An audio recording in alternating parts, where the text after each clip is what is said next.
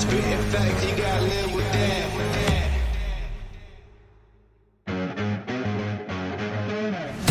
Who got it? Who want it? No problem. We mob it. Who got it? Who want it? No problem. We mob it. In the belly of the beast, there were days where I barely had sleep, but I had to work more than competition. I can't live like the opposition, living everything I dreamed of, doing everything you think of. The way I work, I'm on the brink of doing everything you dreamed of.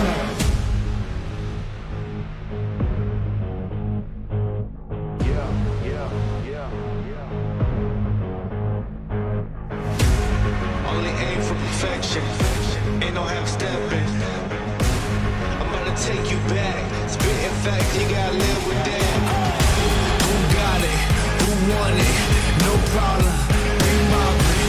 In the city, plenty havoc causing. Do or die, it's either all or nothing. Best believe I'm leaving out with something. Anytime I got the crowd jumping, throwing raves, you know they fist pumping. I'm the king of dysfunction. What would you do if you had my life? Work like me, had them stripes. Would you go hard just to have that ice? Lot of dudes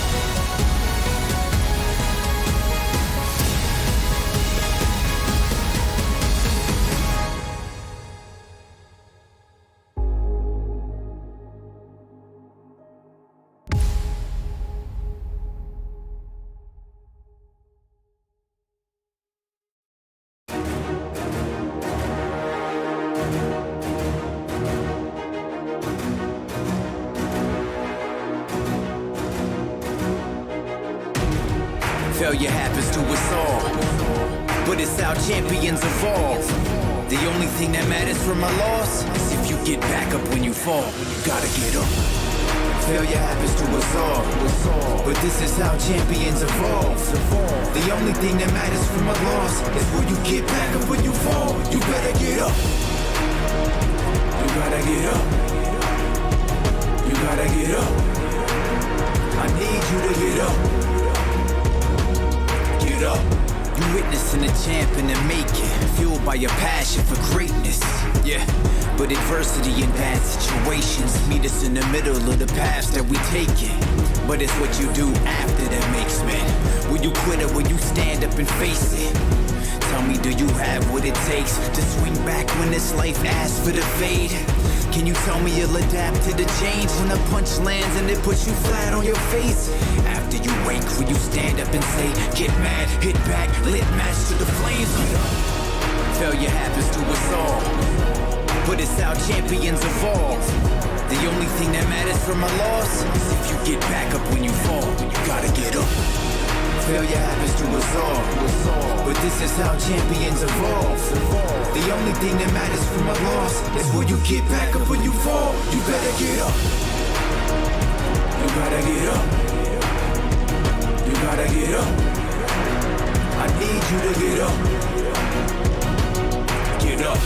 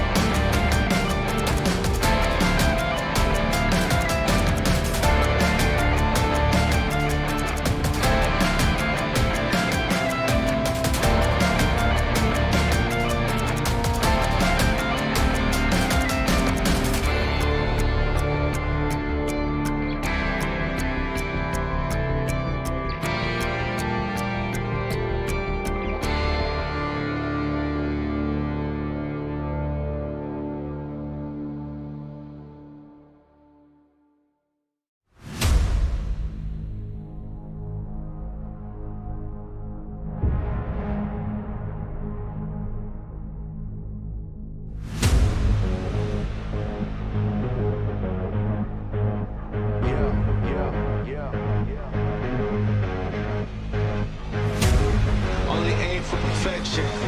Ain't no half stepping. I'm gonna take you back. Spitting facts, you gotta live with that.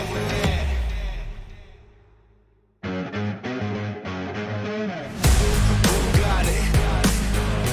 Who want it? No problem. We mob it. Who got it? Who want it? No problem. We mob it. Raised in the belly of the beast. There were days where I barely had sleep, but I had to work more than competition. I can't live like the opposition. Living everything I dreamed of. Doing everything you think of. The way I work, I'm on the brink of. Doing everything you dreamed of.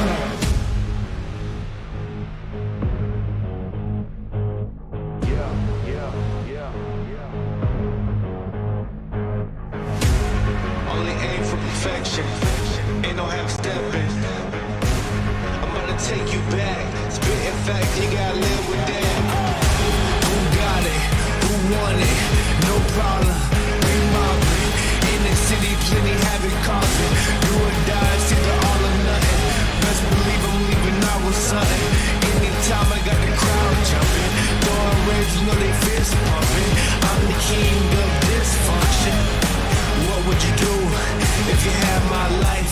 Work like me, had them stripes. Would you go hard just to have that ice? Lot of dudes fail trying to have that price. Get a yo cooking about to add that spice. Nowadays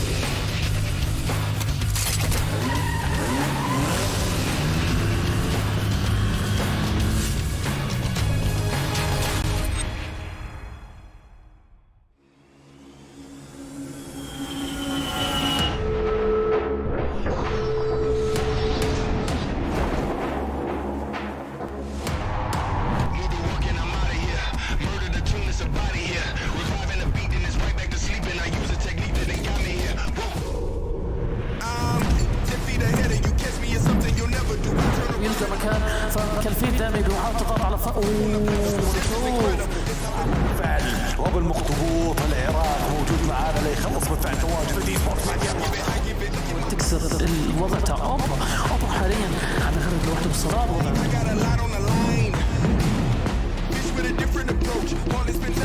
هذا النيد لم يكن في مكان مناسب. سكتر يا سكتر يا سكتر يا سكتر.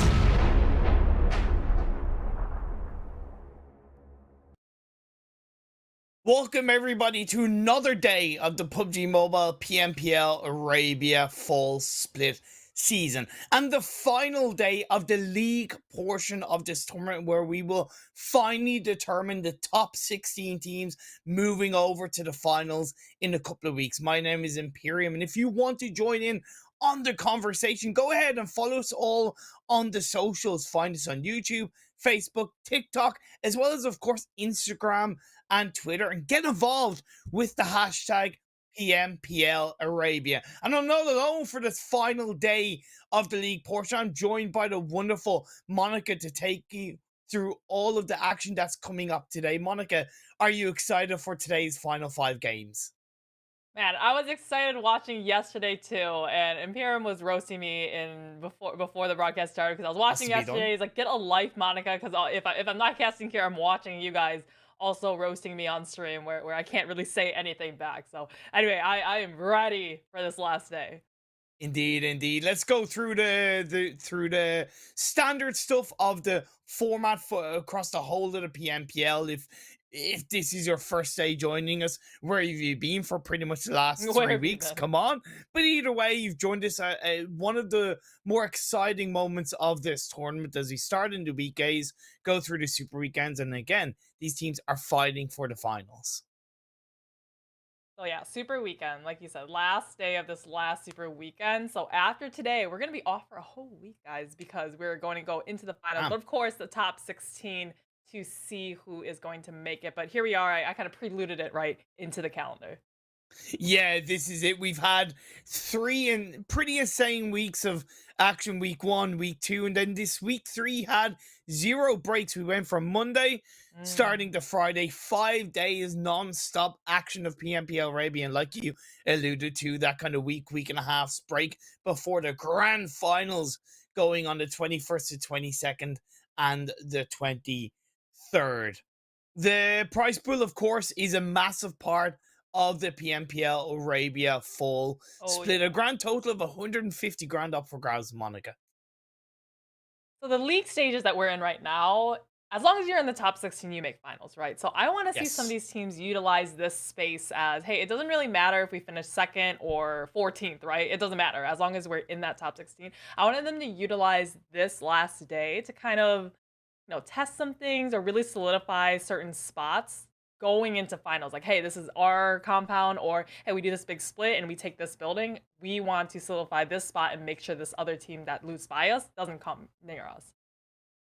That's a fair kind of attitude to take. You also need to consider that there's the 5 grand up for grabs in today's 5 games, which is certainly an important aspect to put into the fold. That will Mhm. involve maybe some teams wanting to play a little bit more cautiously and play for the late game, and that might impact then their ability to kind of learn a little bit extra coming into the finals. A team that really capitalized on that Imperium yesterday was Skyrocket, right? They just infamously took 3 of the chicken dinners yesterday, which, Yeah. by the way, the only team that was holding the record before was 2 chicken dinners in a day, I believe, from GEEKAY. So it was Skyrockets. They're now the record holder for most amount of chicken dinners in one day. It was such a wild last game, especially roller coaster ending around the lumberyard hills. It's kind of it was just crazy to be in that moment as a commentator. At least you could see me Yeah, right at the end of the game, like my hands were up in the air because I was like, I can't believe he actually I saw pulled that that. out of the bag. It was pretty incredible. Let's take a look at the overall standings coming into today's 5 games and see where these teams lie, right? And obviously the top 8 are somewhat super secure in their overall standings for the finals, but there's certainly some positional placements that can be made up. I want to really highlight R8. Okay, we see them in the top Okay. half here.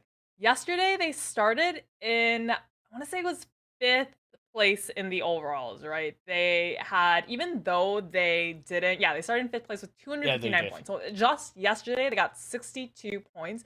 Even though Yeah. they didn't get any of those chicken dinners, they were super consistent beyond that first game yesterday. They were the worst they did was 5th place with 3 eliminations. Everything else was, second with 9, third with 10, just really, really consistent overall.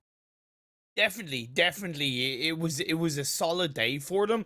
And I said coming into this PMPL that I'd like to see uh R8 kind of end the league stage in the middle of the pack. And I do believe that they fundamentally have really learned a lot throughout the league stage in terms of pushing different rotations, pushing different positions, pushing kind of themselves out of comfort zones so that even though they're not doing that well, they're still trying different things for the either end stage of the league or coming into the finals. And yesterday's results, yesterday's Erangel games as well, similar to SKYROCKET Esports. But let's take a look at the second page, Monica, because that's where it really all has to go down. This is where we're starting to get in the danger zone, right? This is the twilight zone, right? Towards this bottom half. Mm, Especially, okay, the teams that aren't in this weekend, right? 4K, Rad, they can't even defend themselves right here because they're not playing, they're not gaining any points. So I yeah. think 4K they're starting to get a little worried, right? It's starting to get close. Rad is extremely worried. They're on the 16th spot. That's that last ticket to get into the finals. And they can't do anything about it. That is the thing. They can do zilch, zero, nothing, nada, because they are not participating in this Super Weekend. The only one, they're in 17th, but it is important that we kind of touch upon them as we look at this second page, because they're on a total of 169 points. Yeah. They're only 25 points behind Rad. And you look at that and you go, that's 5 points per game. That's achievable. That's possible. Yeah, they should be okay. In 40 games, Monica, 40 games, they have an average of 4.23 points per game. They haven't even hit that average points per game. So It's like I'm kind of looking at that and I'm going, I don't think they can get it done. Like the team at the bottom, they can sort of, use the excuse as a clutch that, hey, we didn't make, all the super weekends, we don't have enough points. The only one they can't use that excuse, like you said, they Yeah. played every single super weekend match as we look at that very end tail third page of the overalls. But man, 40 matches, 169. And remember, the 193 was Rad right above them, right? So that Yes. is, how many points is that? I'm trying to remember 25. exactly. But 25 yeah, they need. so they need that in one day. Yesterday, they Yes. only got 13 points Yeah. across all the 5 matches. Yeah, and even day one, they only got 19. So again, man. like I said, I don't know if they can get it done. For 90th minute, they're clearly in a much harder situation where they require 67 points, which is an average of Mm. 13.4 per game, and they only have an average of 5 points per game. And then Vista, they need 96 points, and to give them credit, in their only super weekend so far, they have had an average of 9.8 points per game, which is genuinely very solid and deserves an element of respect. But they need 19 points per game. They need 19 points per game in these 5 games. That's Yeah, I mean, 19 points, that's a lot, right? 19 Yeah. points is, if you don't, if I mean, you should get a chicken dinner, right? But if you don't get a chicken dinner, you have to get like second or third, and you have to get at Yeah. least like 9 eliminations to get to that 19.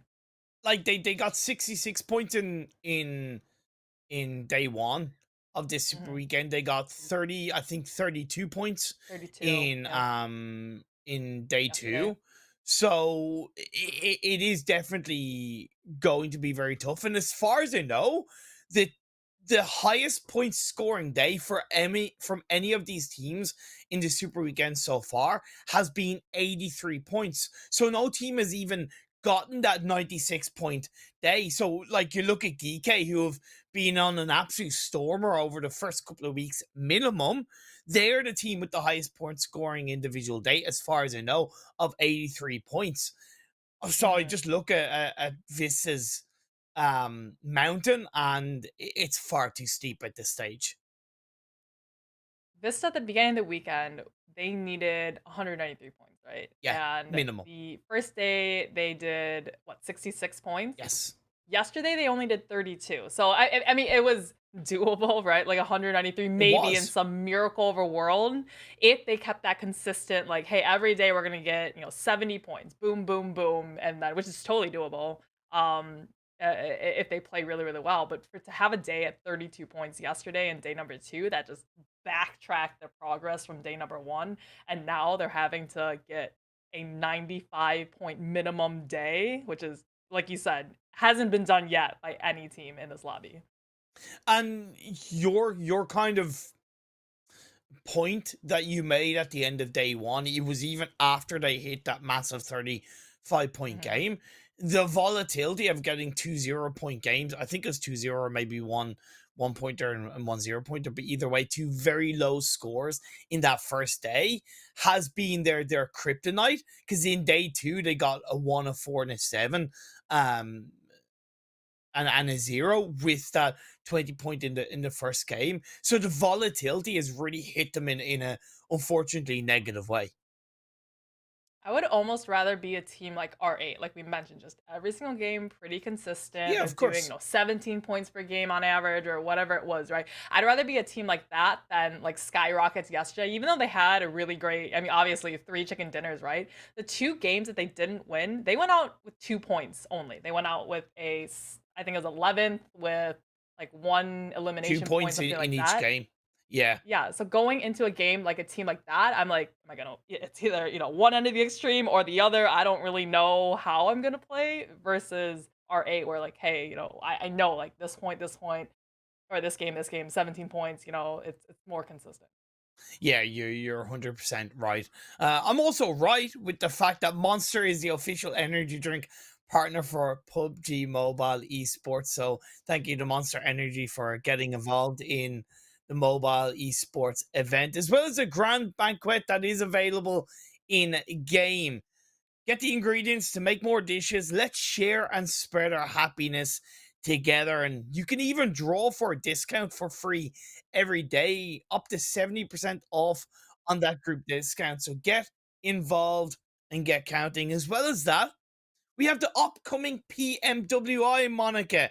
The announcement is here. Ooh. It is up to you, the viewers, the players, to send your team to the PMWI After Party Showdown from July the 8th to July the 10th. Check out the in-game events calendar to vote for your favorite teams. As well as that, you can use code 2022 PMWI to get one extra voting ticket each day. Stay tuned for more.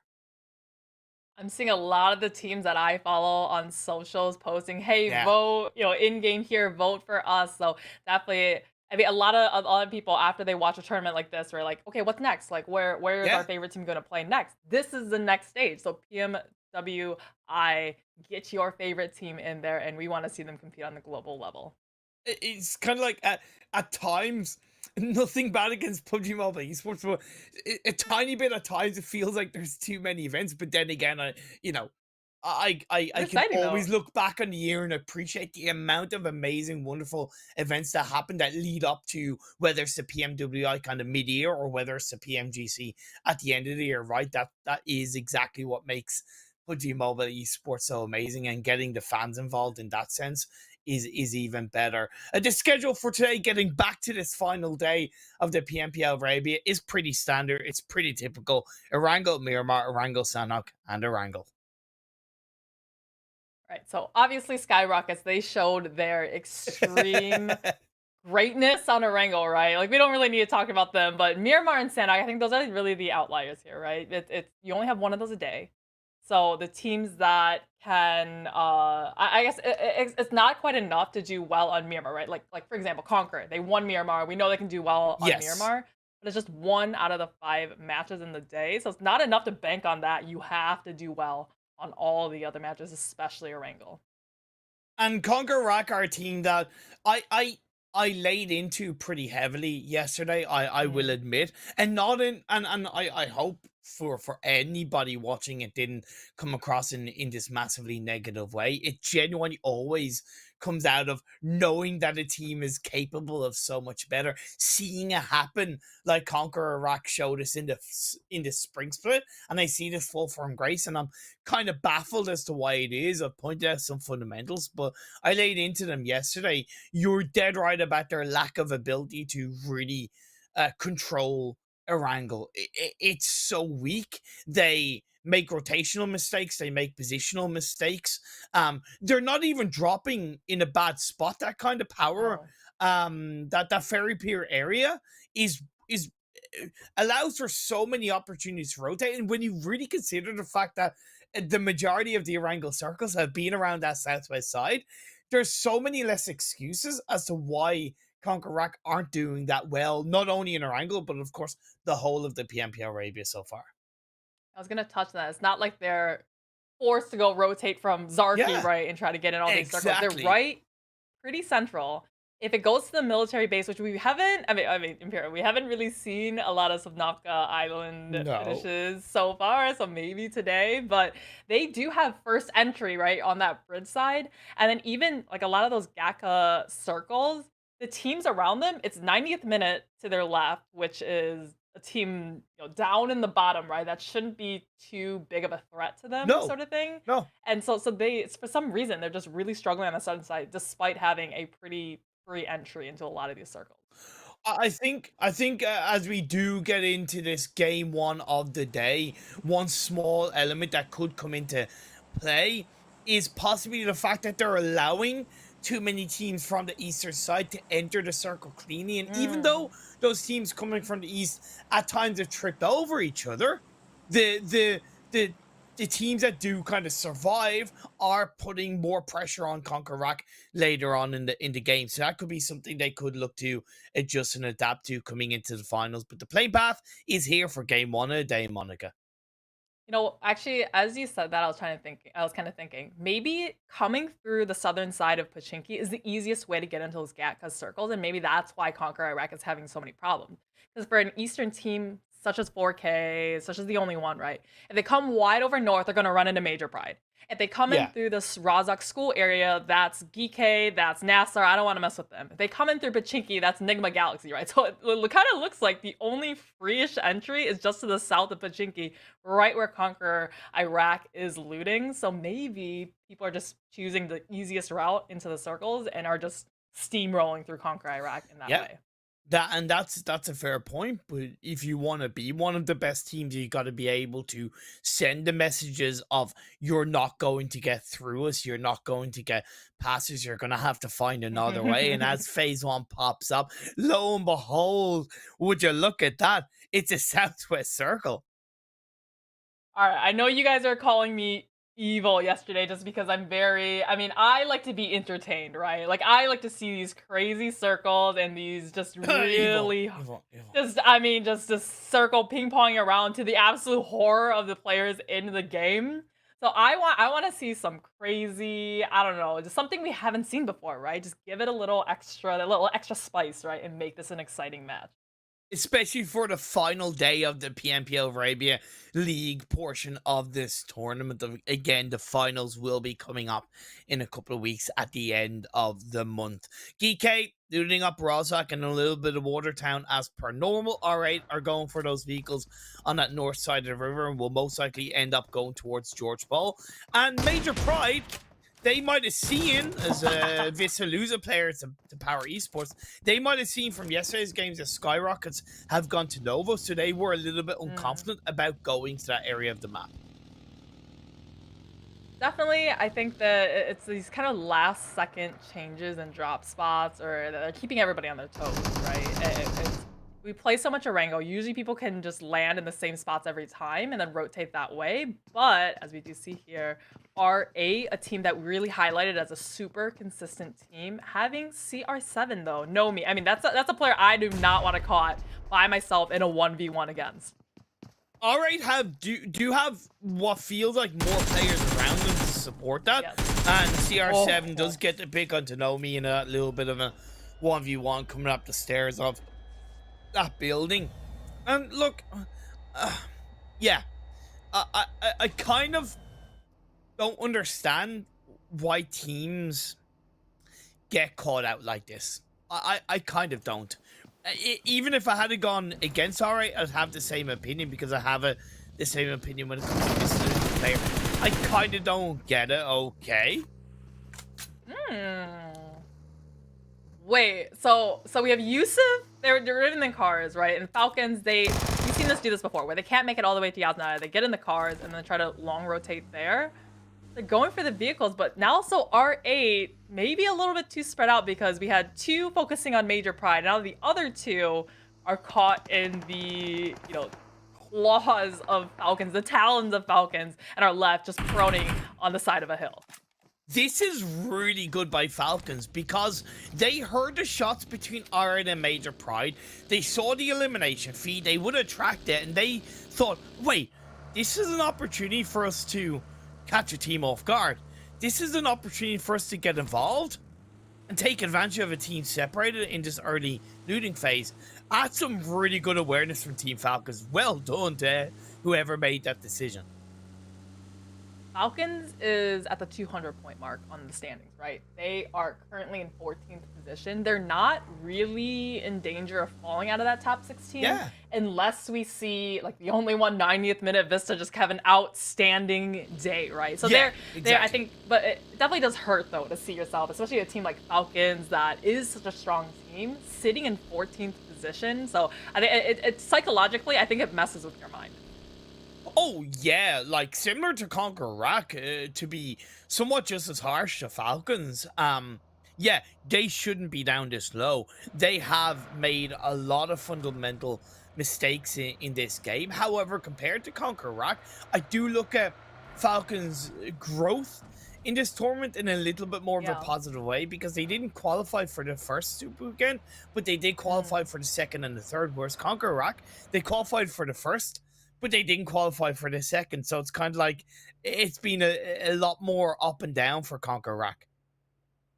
Yeah, you always want to see progress, right? As long as it's a upward trend, no matter the slope, is always a good thing. Instead of, like you say, CONQUEROR going up and then just, you know, diving to the bottom, hitting rock bottom to have to try to claw their way back up again. So much volatility, and yeah, this is a team that we know CONQUEROR, they can play well, and I think it's a little disappointing to us to see them not qualify for the second Super Weekend, and now they are, you know, barely trying to qualify into finals.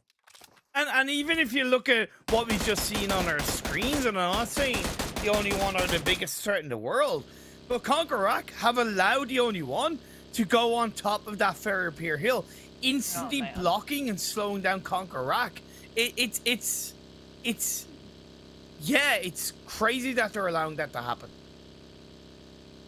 Oh man, this is a story of NIGMA Galaxy, right? NIGMA Galaxy, they land in a very central position, but they just don't seem to know how to rotate from it to set themselves up in a way that can gatekeep, that can prevent teams from looting on and rotating in. And CONQUEROR kind of same thing on that southern side, and they just sit and they take forever to loot and allow these teams from way further out to rotate past them, and then it's just another hurdle for them to try to overcome. Triple Esports swinging through this eastern side of the map, going a little bit past a couple of the VISTA gaming players. YALLA still on that north side of the river, coming out of Severny in a bit of a 2-2 split. And alright, still looting up around that North George area, clearly delayed by the entanglement with not only Major Pride but Falcon Esports into the early part of the game. The only one, Luffy, we touched that. This is the team that really has no excuses, right, of being this low in the standings. Because some other teams around them, like VISTA, like 90th minute hasn't made it didn't make last Super Weekend. You know, they have less weeks in Super Weekend, but they are still at the very, very bottom. And Triple Esports pick an bit of a free elimination onto the members of NIGMA Galaxy. I found my words eventually. And NIGMA found a rotation eventually, but surprise, surprise, it's a late rotation, and they're not only caught off guard by Triple Esports, but now the only one. It's typical NIGMA, yeah. I mean, it's good for, I guess, NIGMA Galaxy that it's only the only one shooting at them. If there was a team like GEEKAY, if just one of those, or even Major Pride. So, oh my goodness, I think he was getting shot. He really didn't want that car to be blown up. So I guess we're not as bad as having that vehicle blown up and then you're just taken straight out the lobby. But he's going to, you know, break a leg and twist his ankle and maybe needs some stitches because he is needing a revive in the middle of the open. And NIGMA Galaxy just, man, putting down to only 2.5 players. Does anybody know a doctor? Does anybody know a doctor? Phase 2 pops up and does yeah. It kind of centers up per se. Still a little bit of military island in play, but for the most part, majority mainland circle in Phase 2. We see SKYROCKET. They're the only team still down on the Sanhok Island. we already saw OOREDOO Thunders who dropped right into the military base. They saw this first circle. They sent it across the bridges to get on this northern side. As we now have GEEKAY and NASR, these two teams that loot right on next to each other in Razak and School, doing a drive-by and actually driving right through the legs of Triple Esports with such a congested hill. One elimination found now. And NASR kind of looked at that and went, wait, there's a migration with like 3 or 4 teams. Let's just turn back around, and they've gone down the hill and onto that kind of compound that's to the south of Chopstick. So I do appreciate the adaptation that came through from NASR Esports off the back of noticing other teams. GEEKAY only lose 1 player. They're continuing, man. They just are keeping on going. POWR now coming in Triple Esports just in the middle of all the action as Conte able to escape with just a sliver of health and power. I mean, they got the information. They're coming on back this time around. But I just want to highlight, we had Ragnar from GEEKAY lost his life jumping out of the car while it was still in motion, which is the exact same thing that happened to NIGMA Galaxy. Maybe first game jitters or what's going on, or people are just forgetting to buckle their seatbelts. CONQUEROR now at least doing a half-decent job to control the teams around them in this north of Ferry Pier area. They did get an elimination onto one of the VISTA players early on as they disengaged away, and they have a 3-1 split. So I do appreciate it. DK, they move away from one team, they walk into another. That's the way a center circle rotation looks when you've already lost a player. GEEKAY caught off on rotation.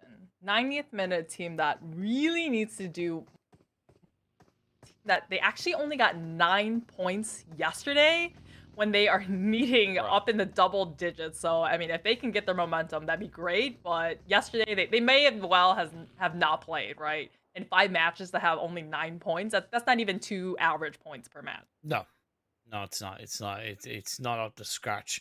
When they technically had a bit of an okay opportunity coming into this Super Weekend, they have let it squander them. You could say they've definitely been punching above their weight in this Super Weekend. POWR Esports haven't been one of those teams to punch above their weight. If anything, they've been punching the players around in this lobby. When it goes their way, it goes their way in a big way. And as they look to try and create some separation for Triple Esports and the likes of NASR, it's only going to get tougher in this game.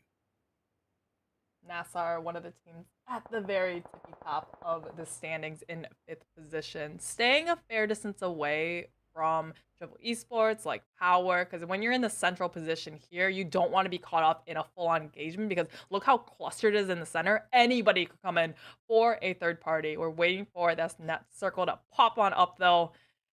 And I'm waiting for the military base one, but it's not going to happen this time, as we have. I mean, it's right on that quarry area, right where the majority of the teams have already started to migrate. We've had some clean circle shifts in the first 3 phases. They've been generally pretty centralized, and yeah, kind of a little bit of a shift in one direction. That's certainly natural. Again, clean, clear, under control, and the majority of the teams are inside this phase 3. Maybe, okay, now that we've had 3 clean circles, right? I'm betting this next one is going to be just insane. Hopefully, Stop it, but Monica, stop it! I'm like waiting. I mean, come on. Everyone in chat is like, yes, let's have some crazy circles. You know, it'd be really exciting to watch. But yeah, I'm just Hashtag cancel Monica. Hashtag mute Imperium. That's just Wow.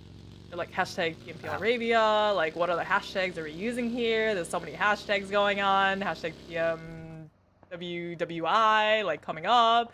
Can't even keep track of it anymore. WWI, you added I was like W is like WI, PUBG Mobile World Wide Web Invitational. Oh my god, Jesus. You're such a boomer. I love the way you were just like, I'm committing to this. I'm committing to this. I will find a way it's out gonna be a here. hashtag. But no. You can post on Twitter 140 characters. You don't even have room for a caption. It's just hashtags. Monica just keeps on digging a hole.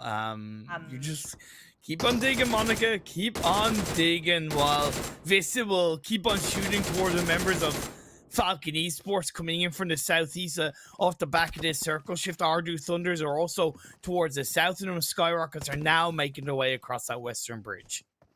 Finally, this is the time to come in, right? As it's actually pretty good for SKYROCKET because of this huge engagement happening between VISTA and Falcon. So nobody is watching this bridge side to prevent SKYROCKET from getting on across the bridge as they just make it across, but right behind OOREDOO Thunders. Hassan, though, going for the 1 versus 1, but easy getting damaged with the Molotov as OOREDOO Thunders. The rest of them need to converge in if they want to save their teammate. A little bit of friendly fire, however, I really appreciate that from SKYROCKET, and OOREDOO Thunders made a massive mistake. In the previous circle, it looked like they were kind of holding on to a bit of a bridge camp, which is great, but in this circle, you got to make a decision of either going for a full bridge camp or a full disengagement. You can't really half-ass it in this phase 3, and SKYROCKET's pushing as a full squad and took clean advantage, but now their attention turned over towards the members of Falcons. Triple R plays it in, 1 knock, 2 knock, and another knock potentially ensuing as Falcons are down to just 1 player. Man, SKYROCKET, they're keeping the ball rolling from what they started yesterday with 3 chicken dinners on Erangel and Imperium. I was ready for this circle, and it goes all the way over to that western side. We have a lot of mountainous ridges to play in, and not a whole lot of hardcover or compounds at all. There's a few more than it initially looks, as Rip is going to get caught off guard with the nade in his hand, as Yusuf still plays inside the warehouse, is forced to pull out a first aid, as is Salam on the other side. You do still have Easy a little bit further back, but across the road, so unlikely to be able to get over to that. Pre-nade being cooked up as Yusuf will hear the vehicle sound, and he low balls it in, hoping that the player from SKYROCKET Esports is pushing forward. Triple R pushes in to try and support his team, but Yusuf does get a couple of shots on board. Now in comes Easy, as it's a full squad of SKYROCKETs trying to send in and find the final player of Falcons. Yes, he can. Yusuf, he's down to a sliver of health. He goes down. Okay, I was a little scared for Easy because he did push up by himself into the world. So I was saying, man, that's, you know, really forcing the 1 versus 1. But fortunately, his teammate was there to clean it on up. Out goes Falcons first out of the lobby. GEEKAY, though, they haven't seen, you know, they lost Ragnar right at the beginning. They're still trying to recover from it, but at least they're against Major Pride with only 1 player left up. So, I mean, he's just trying to find anywhere to hide right now in Imperium because there's not a lot of fragging power by the likes of only 1 of Major Pride. And again, to kind of go back, there is a little bit more hardcover than it somewhat initially looks, but you're kind of very committed to it because of the amount of ridges and mountains that are in between those compounds. So it is kind of very, you know, you commit to one area and you hope the next circle goes in your favor.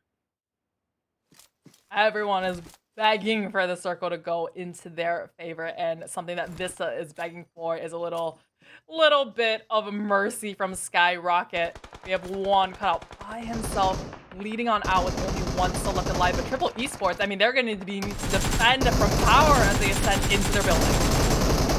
Down goes Major Pride, and it seems like it's going to be Triple Esports to follow suit. Alhaji goes for the drop shot, connects, and that's another squad down. We are 13 teams left coming into the tail end of phase 4. Beautifully fought in the compounds as we come now on to GEEKAY Esports. They're right in the middle, right? And they're watching OOREDOO Thunders. Remember, you called them out for keeping 1 eye on the bridge, 1 eye on trying to get in, and maybe that couple seconds of just being unsure what to do was how they were caught out by SKYROCKET and allowing them completely free access across the bridge. R8, though, this fight is not over yet now because R8 has now crashed onto the compound where POWR did take out Triple Esports just before. Whoever wins this will have to still make it into the edge of the circle, and yes, they might just make it in, but RTG are on top of that hill a little bit further and waiting. I'm a little bit surprised that they're not trying to get involved in an earlier third-party opportunity, because that certainly could work in their favor, but in a 2-2 split right now, it seems like they're trying to focus a bit more on this next circle shift that's incoming. Yeah, they could have maybe come in 30 seconds before while they were still fighting, right? You had multiple members of POWR knocked from their engagement against Triple Esports. Everyone keeping an eye on this circle, though. Imperium as it comes to the opposite side, this time on the northeast. Okay, so R8, POWR, delighted with this one. Road to Glory, really happy with this one, but teams on the outskirts like CONQUEROR, like YALLA, they've got a ways to rotate to get in. You can't play this heavy of a split at this stage on this circle shift, in my opinion.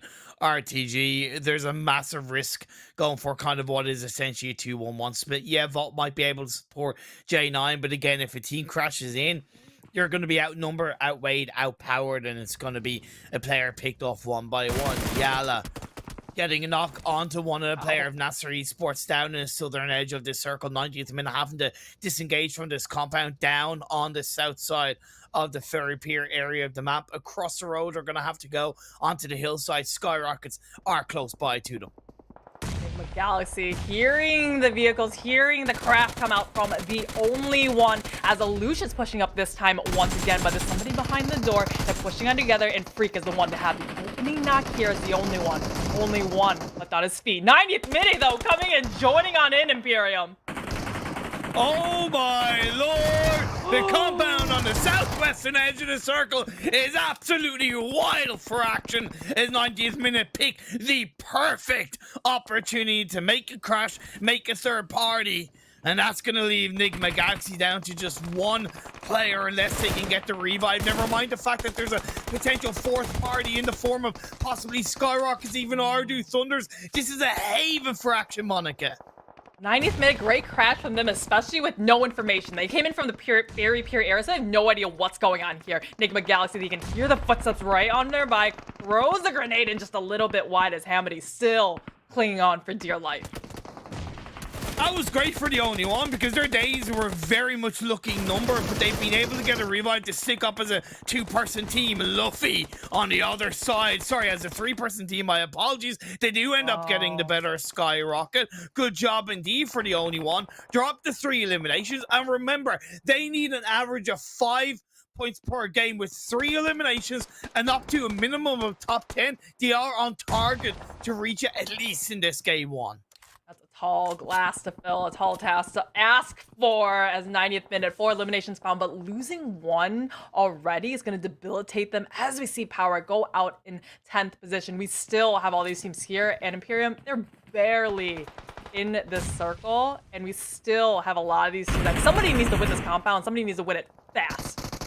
Oh yeah, nobody wants to get evicted. Nobody wants to hand in their notice. They're all fighting or crawling for it as NIGMA Galaxy's final player is going to come in, and down goes the only one eliminated at the hands of both 90th minute and NIGMA Galaxy together. Double, trouble, boil and brubble, Tam X chucks in an aid, looking for the final player, NIGMA Galaxy, as the next circle has shifted away from these two teams.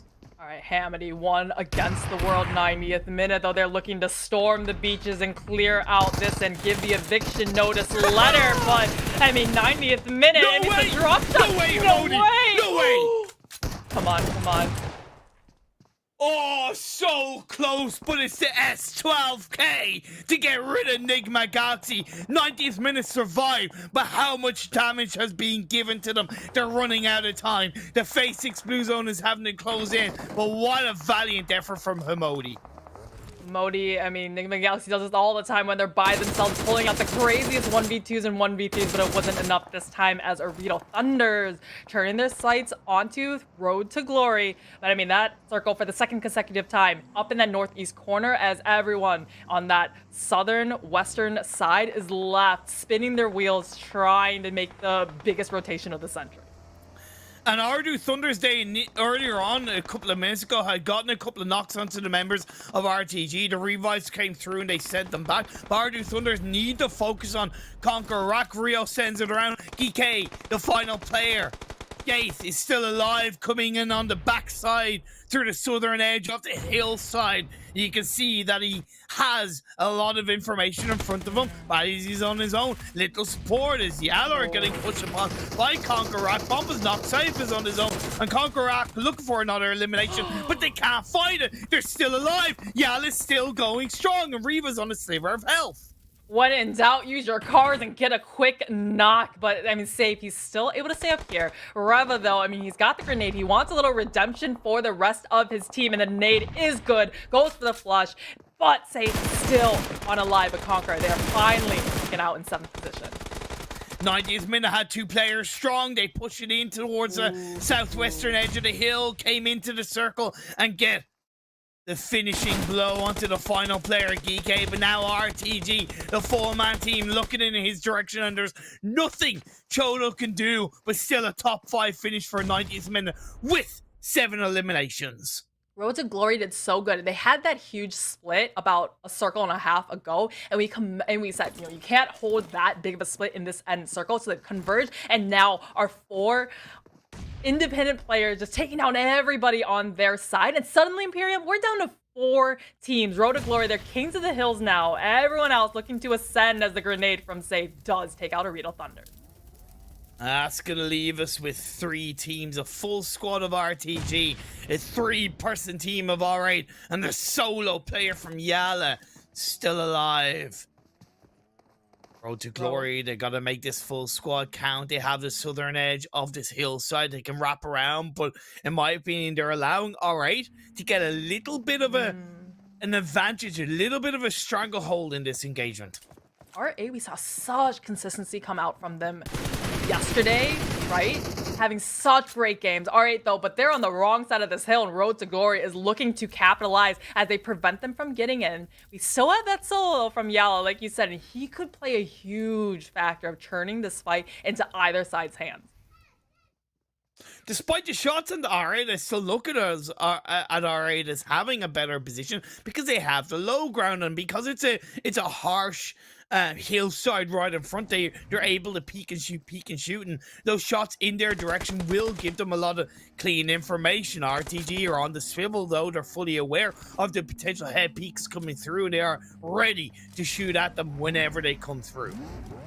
Road to Glory revving the engines though, but I mean, we haven't seen a lot of action yet as everyone is staying quiet, right? They're waiting for this next circle to see where it's going to force them to go. And YALLA, he's creeping a little bit close to the action right in the middle. I mean, this might be a hard, you know, between a rock and a hard place that is Road to Glory and R8, but we're just waiting here, Imperium, waiting for somebody to make the first move. Because there's been so little action on this western edge of the circle, RTG might be a bit presumptuous in thinking that it's clear. And there's a crate drop right in front of YALLA. Saif, who is the final player alive, and that crate is inside the circle. The thing is, OOREDOO are covering that northwestern side. They're not really allowing YALLA Safe to push in. The thing is, in the middle, he might be the piggy in the middle, but that piggy might come abiding, might come yonking in the very tail end of this result. RTG not looking in his direction, fully focusing on R8 down the hill as a nade is chucked out by Unknown. Does not connect, but will look to try and suppress R8. YALLA has the sights on Vol, but I mean, he knows if he takes the knock here, he's going to garner all the attention from everybody in this lobby. The nade found onto R8. It took a little nick of damage, but I mean, R8, they're all stuck in the same position just behind this hill, behind this little bit of a tree. So Road to Glory, you see Unknown being sent out wide on the flank to have this angle on the right-hand side as R8 may be forced to come on up. The circle shifted up north in the favor, technically, towards R8, but because Unknown has pushed in on that southwestern edge into the circle, that does create an opening, and Nabo with the nade knocks down Prestige. R8 are down to 2, and Road to Glory are very much aware of that. The push comes in, pre-nade towards RTG is quite positive for R8 in looking to slow down RTG again. Safe is still alive for YALLA Esports, and as RTG are looking to control, he's going to have a little bit of space to move down. The smokes is going to give him a little bit of cover. He gets a knock onto one of the players of RTG, but now Nabo throws down, stands up, looks for one, looks for 2, gets a 2-piece. All right, down to just a solo. CR7 looking to hang on inside the smoke. It will cover his position, it will cover his vision, but it doesn't cover the bullets. And Scythe is going to stand up, stand tall. It's 1v2, but RTG, they deal with it, and they grab a chicken dinner. Perfectly played from Road to Glory, keeping all 4 up at the very, very end. And I want to shout out YALLA. He was a solo, but still made it out in the 2nd place position. So he played that a late game perfectly, right? He just waited for Road to Glory to steamroll through R8 and then came at the last second, like, hey, I'm just going to go for it, right? But being concerted enough, being patient enough to secure the 2nd place. Road to Glory, a very positive result, and There were certainly one or two shaky moments when they were a little bit slower to reform as a full squad. And again, I noticed that at one point they had a minimum of one player knocked. I think, if anything, two at the hands of Ardu Thunder. Fortunately for them, Ardu Thunders were a little bit too far away to really get that push, or they simply didn't feel confident enough of pushing on those knocks because of the amount of teams left alive. So the revives were able to come through, and RTG were given that second chance to control the game, and indeed they did. I'm wondering if Road to Glory New is a 3v1 before, because to them, all they can see is 8 players left in lobby. It could have potentially, they could have thought maybe That's it's still true. a 4v4. So they weren't expecting the soul to come out the side as we look at that match rankings. But despite Road to Glory getting the chicken dinner, only 6 eliminations found. So only a 21-point chicken dinner. It's a very Sanhok-esque result when you look at the points gathered. The eliminations are very much spread out across a number of teams. I'm impressed with 90th minute. Could this be the glory day for 90th minute? They're coming into this day needing a minimum of 13.4 points per game. They've just about hit that in this first game. Look. I'm trying not to say they're going to do it, but I also want to recognize that they've given themselves a chance. Just about. 90th minute got 13 points that last match, right? Yesterday, in 5 matches, they only got 9 points. So they've already topped their entire day's performance from yesterday. But, I mean, they still have... I mean, they needed 66 points at the end of today. They've gotten their 13. So they still need a lot more points for the rest of the 4 matches today. When you look at the only one who needs 5 points per game, they only got 4. So at the moment, I know it's only 1 game today, but you look at the two teams and you go, 90th minute could do it a little bit more than the only one at this stage. A team that really needs to do a hell of a lot more is going to be VISTA Gaming, right? They needed at least 95 points to catch up. Monica. I'm still okay. This is my usually I look at the glass half empty. This is my I am looking at this glass over pouring. VISTA, I mean 94 points. Can they do it in 4 matches? That isn't happening. Like yes, we love an underdog. Technically, mathematically, it's still possible, because if it's, let's say, 94 points over 4 games, that's an average of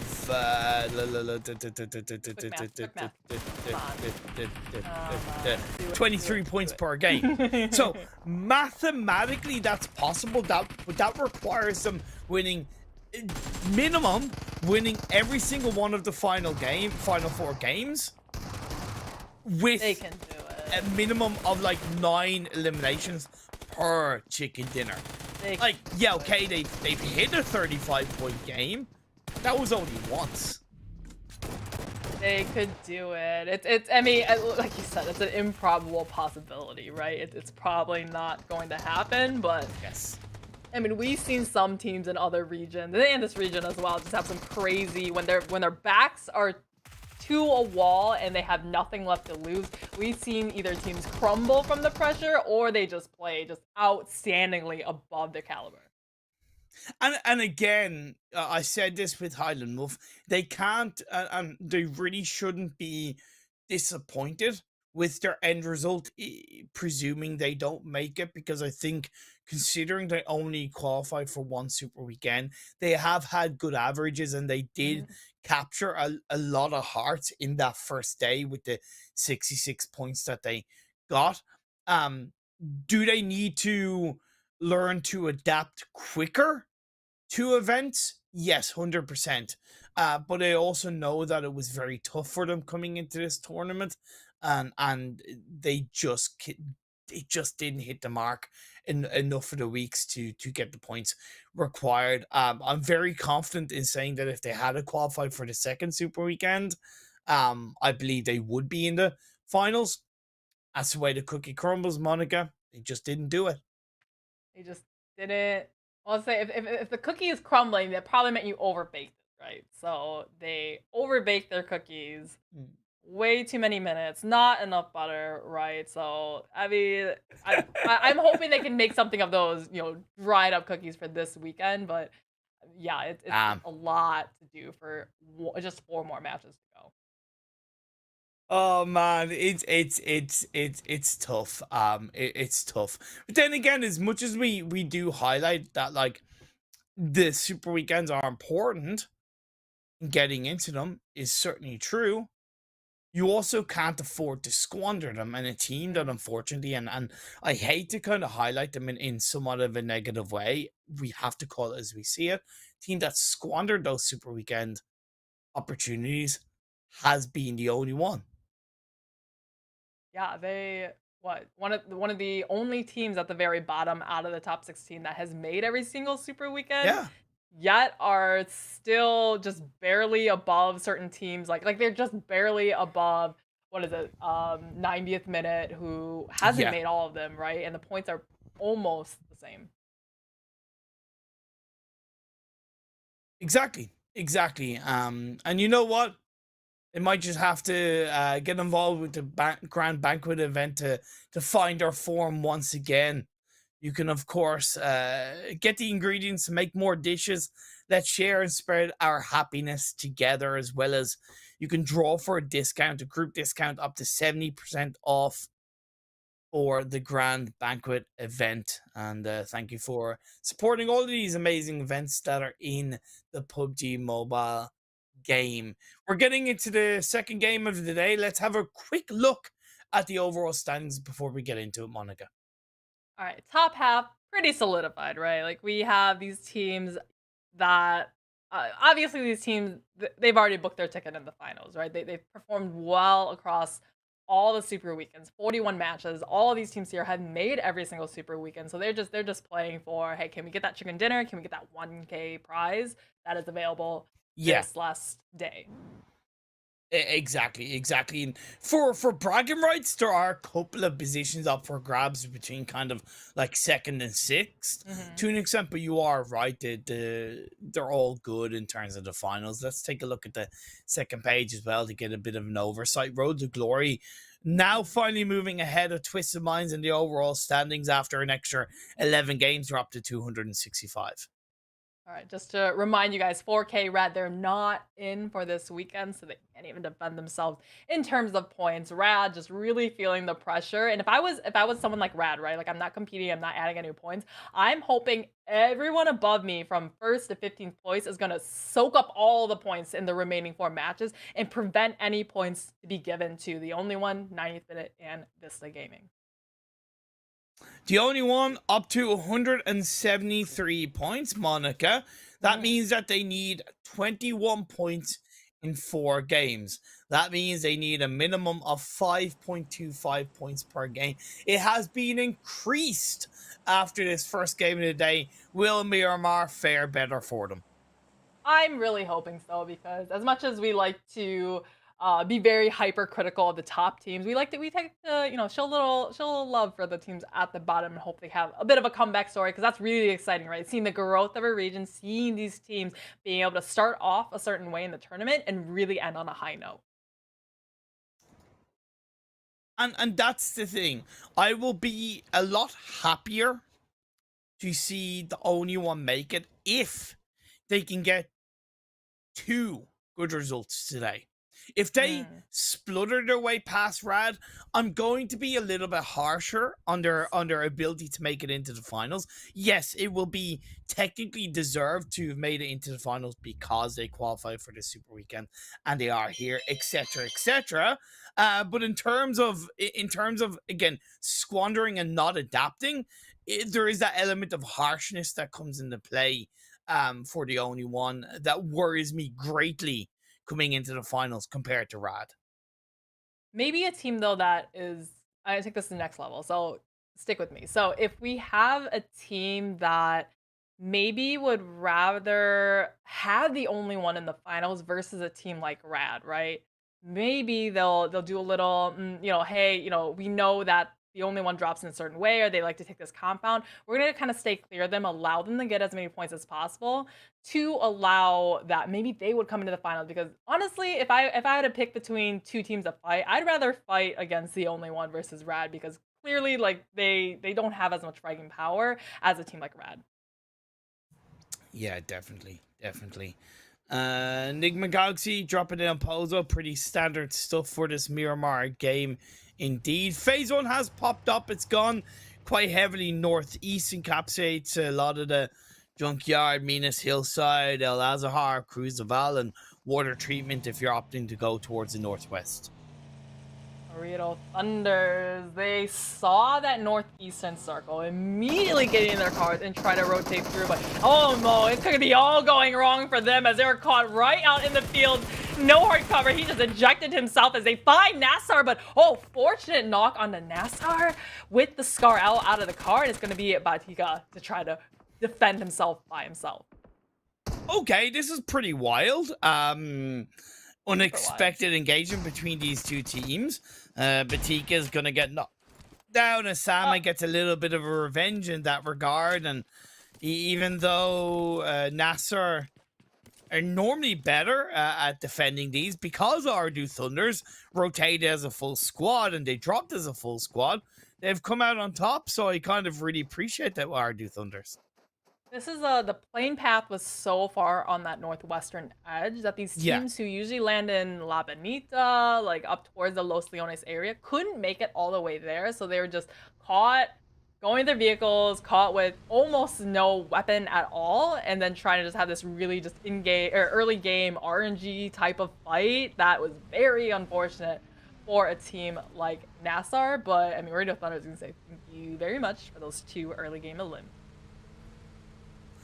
Indeed. Take that one right in the back pocket. 90th minute are going to have to, suppose, within reason, do something similar in this second game of the day. They've kept their hopes and dreams alive in the massive mountain that they have coming into this final game of the day. Over 13 points per game required to topple Rad, as well as the only one.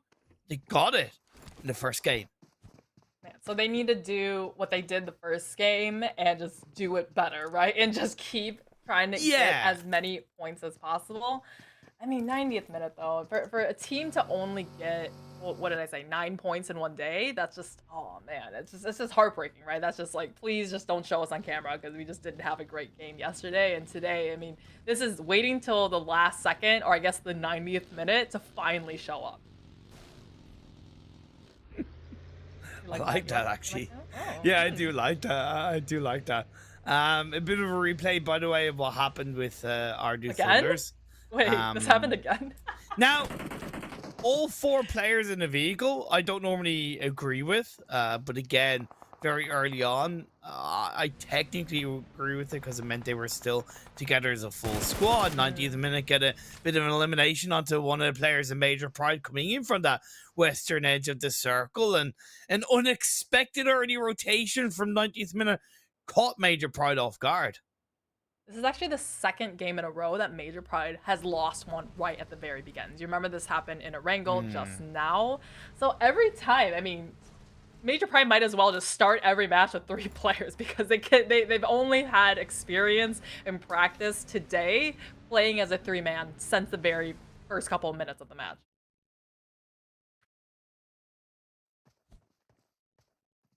Let's see if RTG can put the nail in the coffin of VISTA. They've already picked up one elimination. It was technically traded. I'm sorry, not an elimination, but a knock. It was traded with a confirmed elimination at the hands of RTG. Vault does shoot up towards Trofka of VISTA Gaming. You have Eagle, it goes flying. Goes flying indeed. Golden Murado up into the sky as Road to Glory. They won the last match, so they're having the confidence and the momentum to take this fight, especially like the team from VISTA. They might not have the information. This is indeed VISTA, but after seeing that Golden Murado, that's a huge identifier, right? They are thinking, which team goes to Hacienda? More than likely, this is VISTA that we're fighting as they get another knock and trying to find another one on this hillside, but VISTA's using the hillside to their advantage, staying down low and having to force Road to Glory to come on over the top to try to shoot at him.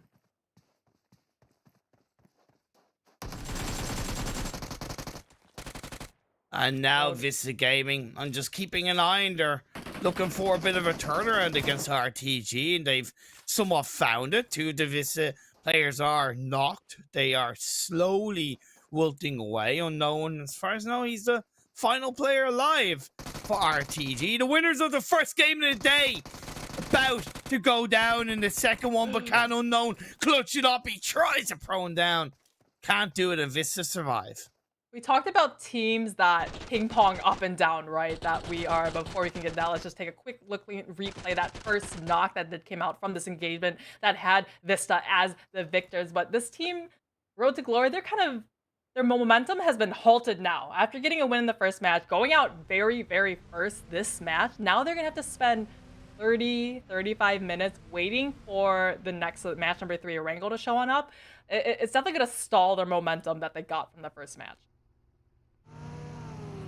NIGMA Galaxy disengaging away from El Pozo. They have an easy initial path line going on that main road in between El Pozo and San Martin. They can then send it a little bit up towards the northwest and put themselves on top of the West Water Treatment Hill and get some early scouting done. As you correctly pointed out, Major Pride, second game in a row, they've lost a player very early on, and in Miramar especially, that's a lot harder to deal with. This is the team that we know can frag out, right? This is a really strong gun skill team. I mean, they have been able to do a lot, even with 2 players, even with 1 players, right? But they're just digging themselves a deeper hole to try to win out the match, if they even still can with only 3 players. And right now, they're not taking the full 4v4. They're playing a little bit more passive, right? With only 3 players, that's just 1 extra angle, 1 extra shooter that is not going to be utilized in a fight. I spent the longest time, and I'm so glad it's panned over to the map stream as we get into phase 2, wondering where 90th minute were, because I couldn't see them. They're all the way over on the very north side of the map in Torreal Matters. So they went very, very wide on that rotation from phase 1, and unfortunately for them, phase 2 shifts down southeast. I mean, when you look like a circle like this, you're kind of expected it to come back inland into the central position when it's on such an extreme corner of the map like this. So for them to go all the way up in that northern side, they're really trying to just avoid everybody for 80% of the match and then come into the end and try to keep all 4 players up alive. So, I mean, if they are able to make it to the late game here, I'm expecting them to have higher replacement points, but pretty low elimination point. Because right here, they're just social distancing. They're just staying as far away as possible from everyone in the lobby. Indeed, Monica. What's kind of one of your favorite finishing areas on the circles of Miramar? Would you have a bit of a top 3? I really like that. What do you call it? That beach, that field just to the east side of Al Azahar. You know what I'm talking about? Sometimes it lands over there because there's a huge cliff that people in the huge mountains that everyone's looking down, and then everyone caught on the bottom side is just kind of playing under some rocks. But it's just such a volatile terrain that it just makes it a very exciting late game finish. Okay. I like it. It's not the typical kind of city finish answer, so it's nice to see something a bit different as a preference, especially in this kind of circle.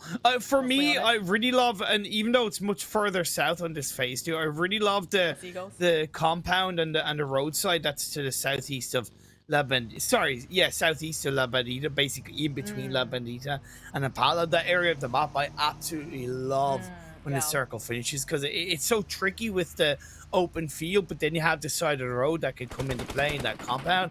It always adds to a lot of the excitement. Just like the only one are adding to the excitement in this game too. Very much need all the elimination points that they can get their hands on, Monica.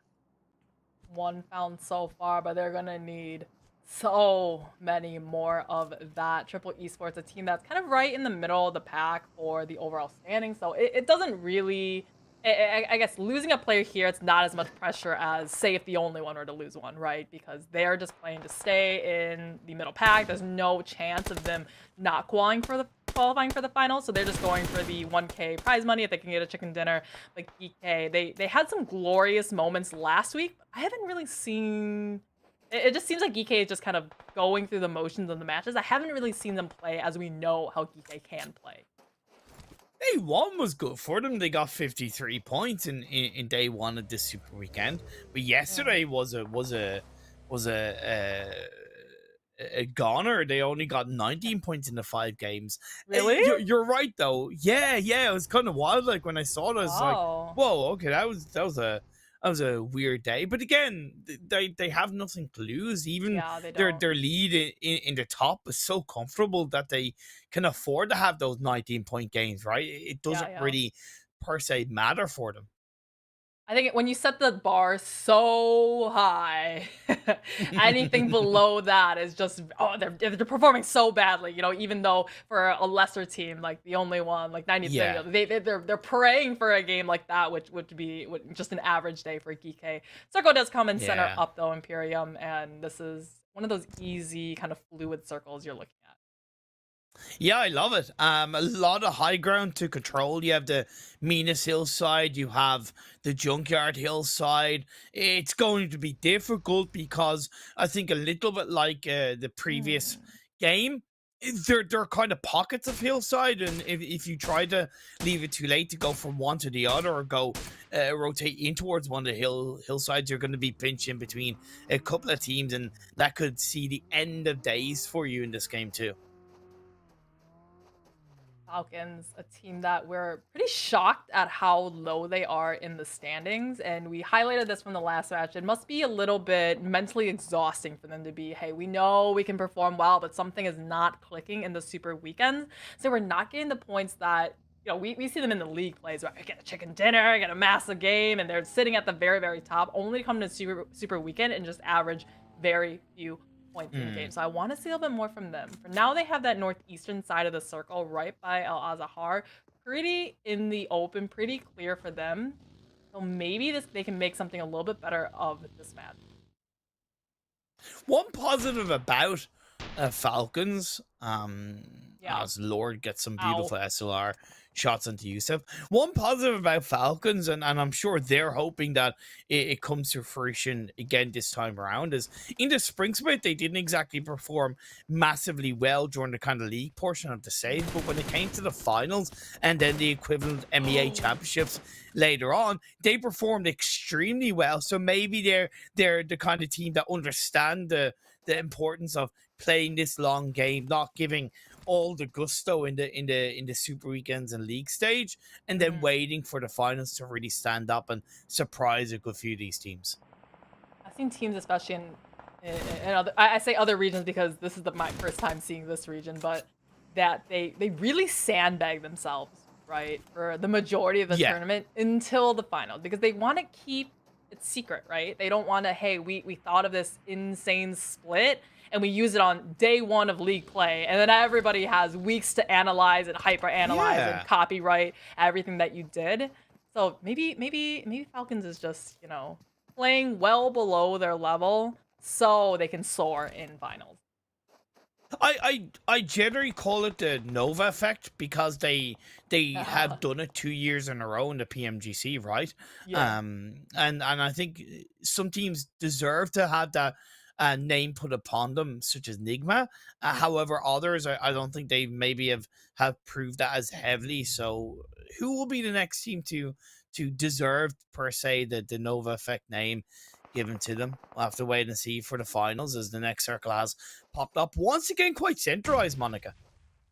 Centralized is to be GEEKAY laughing in their little only compound in the center of the circle. SKYROCKET, though, a little bit too split up. We saw one in the miniature map, a little bit too up close towards VISTA, as Salam pays it right back to Raouf. But Hamidi, I mean, there's casualties on either side, but VISTA, they're on the bad part of this hill, way down below NIGMA Galaxy, and they still need to rotate around them to get into the central ship. They're ahead of them in the circle, right? And NIGMA are distracted now by this current SKYROCKET fight. So for me, Vista Gaming not looking too bad, at least in terms of having Sunrise already on the edge of the circle. Another knock goes against NIGMA Galaxy. SKYROCKET Esports, it's hard to stop them, right? They are such a strong team in this third super weekend. And they just really fueled themselves, maybe a case of Monster each, right? As we now see NIGMA Galaxy maybe too committed in trying to flush out SKYROCKET below, because now it's going to be Falcons that come up on their bottom hand side, never alone going down to the likes of Freak and immediately going for that flush. SKYROCKET's somewhat going in blind, and although they would have heard the shots for a potential third-party opportunity, you got to make sure that you have your head on the swivel in the right way as a team if you're going to swing in that direction. It wasn't the case. They lose a player instantly. They are going to be able to technically respond, but SKYROCKET's to finish the job off, and NIGMA go down in an unfortunate pinch of glory between SKYROCKET and Falcons. It was like a snake trying to eat a prey while a bigger snake is already starting to eat on their tail, and NIGMA Galaxy just couldn't stay alive, having too many teams around them, picking them off one by one. 90th minute, a team that needs to have a big day today to even try to qualify for finals, now having one knockdown in this compound. They're outside the circle, and the entire team of Power and soon to be Major Pride looking down at them. 90th minute. They put all their eggs in the one basket of that phase 1 position all the way in Torre Almada, right? They were like, look, we're going to play passive on the north. Technically, that's okay, but again, you're putting all your eggs in the basket of the circle kind of staying in north because it went more heavily down the southeast. It made that rotation in phase 2, and then in phase 3, phase 4, it's just so much more difficult.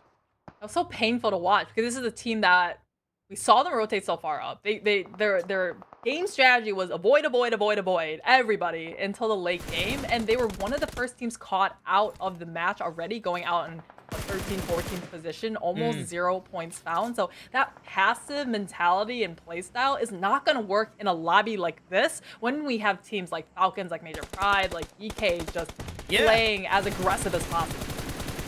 Never mind the fact that fundamentally as VISTA Gaming get their own shots on the Falcons. If you want to play an edge style game, you got to be able to know when to turn up the heat, turn up the aggression, and get dangerous in this game. And if you leave it too late, what happened to 90th minute is what is going to happen to you. But phase 5 shifts massively down south, away from GEEKAY's compound. As SKYROCKET Esports are eliminated, and a little bit towards the only one, the best they could have asked for. Definitely that northern crunch that's proving disastrous for these teams because the circle has gone on the southern side. Yusuf now found out by the side of Major Pride. Major Pride, I mean, they're down to 3, right? But they're still going after every single elimination. 2 found so far, still on the northern side, as they still have quite the journey to make to get into this next phase.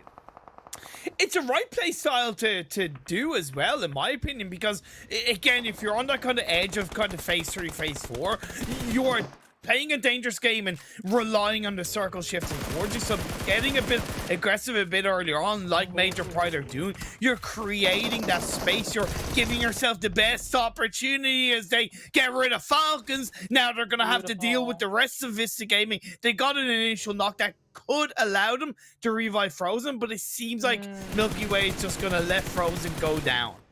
I think it says, oh, Milky Way tried to soar for the galaxies, but landing amongst just a black hole that is going to put them in the grave. I think it's only one player left now, POWR Esports as well, stuck in this little bit of a dip with YALLA keeping them from getting in. It's once again, it's Saif, last one from his team, as he's trying to get the toes of POWR. Only one left from his team.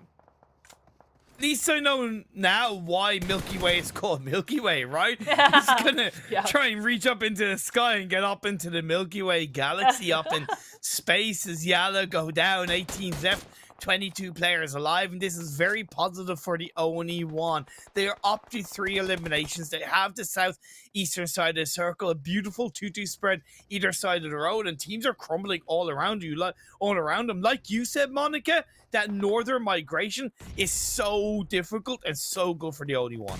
Especially when you're on this circle and it comes away from you, you want to be on the clearer side, right? You don't want to be on, like, especially this side on the northern side, right? We got R8, we got VISTA, we got CONQUEROR, we got everybody a stone throws distance away from each other, or in this case, a grenade's distance away from each other, trying to take everyone out. VISTA descending from the hills and trying to call out R8. Dino and its sliver of health.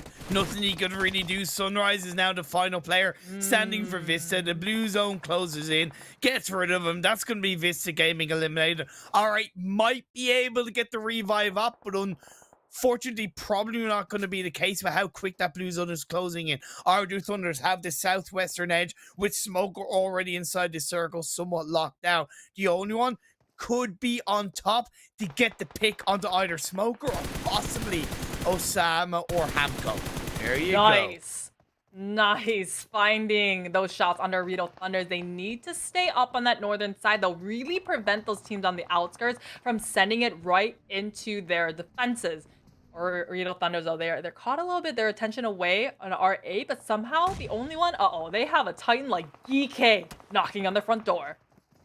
I still like this from the only one because they've committed to one part of this circle. They haven't panicked and felt like they needed to go into the center. They haven't panicked and gone from like the southwest to the northeast or from the southeast to the northeast kind of thing. They stuck in this area and they still have firm control. The 3-1 split is very strong. They need to get some pre-nades on, and that they do. Elush connects onto the Satan and gets a knock.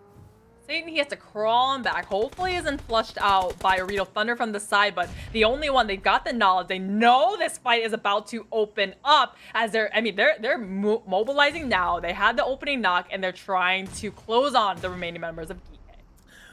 Perfect, sending the full squad across the road. They want to get the pick on the GEEKAY. They are aware that there is a potential of a third-party threat. If they leave it too late on to engage, there's still no real security. They're allowing GEEKAY to get the nades in return. The revive has come through. It's GEEKAY back up to a full squad. There's a reason why they're the best team currently in the lobby, up on top of the leaderboard. They get a counter knock onto one of the players of the only one. They turn around. Ragnar has every wits about him, 360 degrees looking in all directions as they get the pick onto the player to the only one. Now it's just one player left alive, and down he goes. Man, I think the only one, if it was any other team, they could have defended on this side. But like you said, GEEKAY, that's putting the absolute terror, the nightmares into everyone's minds at night, because they are dominating this lobby now. Have taken the best position within circle away from the only one. And look, it's only 2 solos left from OOREDOO Thunder and NASR as GEEKAY. I mean, they're well aware of who this is. They're at 6 eliminations looking for some more. Still a great result for the only one, to be fair. We'll get into that after the game, but indeed, GEEKAY, we said that they had a bit of a surprisingly disappointing game. Technically, they have nothing to lose at this point of the tournament, but they have everything to gain in the form of $1,000 in their back pocket for this game 2 of Super Weekend 3. Day number 3. Hope looks to push in, tries to go for the play, has support from his teammate Ragnar, suppressing the final player of NASR, and down he goes. I really like that tag team not letting him come on up, but Osama, last one left alive. He sees just a sight of Keith and gets the first opening knock, but it's him against the world. 1v3, the pre-shots, the angles, the plays come through. GEEKAY pick up their 8th chicken dinner of the PMPL Arabia. Man, I mean, yesterday was just a very quiet day from GEEKAY. They come guns a-blazing. The second match today with a chicken dinner. I mean, we look at GEEKAY, right? Historically, they usually win with much higher elimination points, but I think they found themselves in the center position of the circle for the majority of the match, so they didn't really have the chance to see that many people. So great win from them, but a little bit on the lower end for elimination. It was just a little bit of a weird game overall, but not without a lot of excitement. Once again, the eliminations being spread out over a number of teams. GEEKAY getting 8, Vista Gaming getting 10, unfortunately a little bit too late. However, like I alluded to, the only one Esports picking up 11 points in total. 11 point. Well, I mean, 12, 11, 11, right? That's a lot that's very, very similar in terms of points. And I'm liking that we're seeing two of our bottom teams kind of on the top pages here in Imperium because they're making their progress. The pressure is on them to get as many points as possible in this last day because we only have 3 matches to go. Let's be fair. It is about time that the OONE Esports pulled out this kind of result. Is it kind of better per se that they're leaving it until like they need to, in the Yeah. sense of, you know, when they need to perform they are? Yes. But it's taken them kind of somewhat 40 or so games to do it. I hope that they continue this trend on their confidence building, on their journey to make it into the top 16 and push Rad out of the PMPL Arabia finals. Road to Glory won the first match with how many eliminations? Remind me again. It wasn't a whole ton. It was about 6 It was eliminations, like I want to say. 6 or 7. Yeah, so for them to get 6 eliminations with chicken dinner is 21 points. So go 21 points first game, that 0 in the second game. Basically, they only had a 10 and 11 point game across these 2 matches. So it's just stop their momentum. You know, they're flying high from the first match and then just hit rock bottom in the second. And that's just, yeah, that's just an unfortunate case of the volatility of not only 90th minute but the lobby as a whole. But we're going to go to a very short break before we get into game number 3 of the day, so don't go anywhere.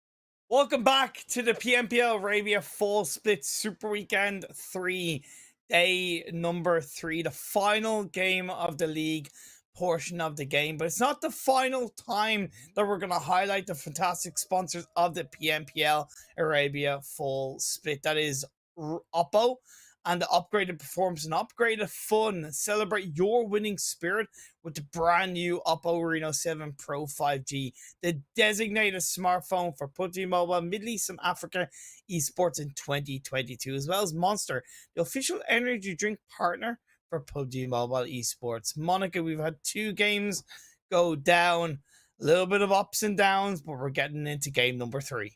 We've seen some huge up and downs as we saw Road to Glory, right? Win the first match and then go out in 16th position in the second. But we saw a little bit of the beginnings of the redemption arc of Vista Gaming, like the only one, right? They got a decent amount of points, right? 11, 13 points, I think, found in that last match. But they're going to need to really do kind of double that, quadruple that for the remaining matches today.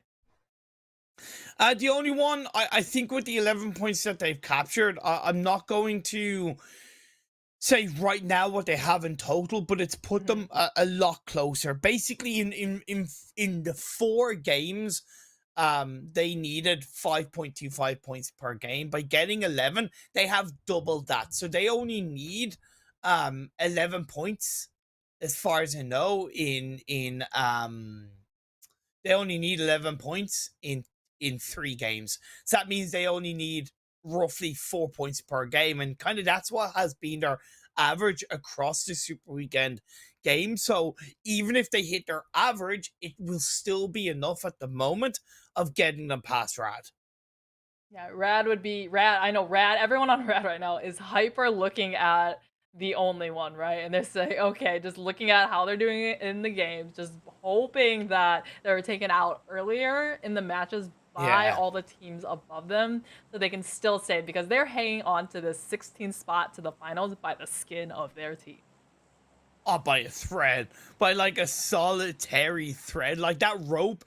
You think of like something like you know Mission Impossible, where Tom Cruise is like hanging from the wire, and like the sweat is like about to drip down and expose his position. That's where Radar at the moment, right? And the only one are kind of like the villains of the film, like possibly about to kind of stop them in their tracks, and it could be the case with still 3 more games to go.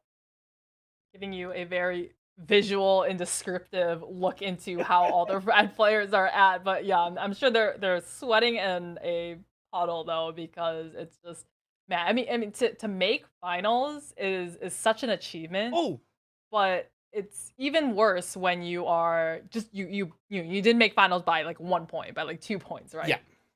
Yeah, definitely. They are on 184 points in total, Monica. So it's even better. They only need 9 points.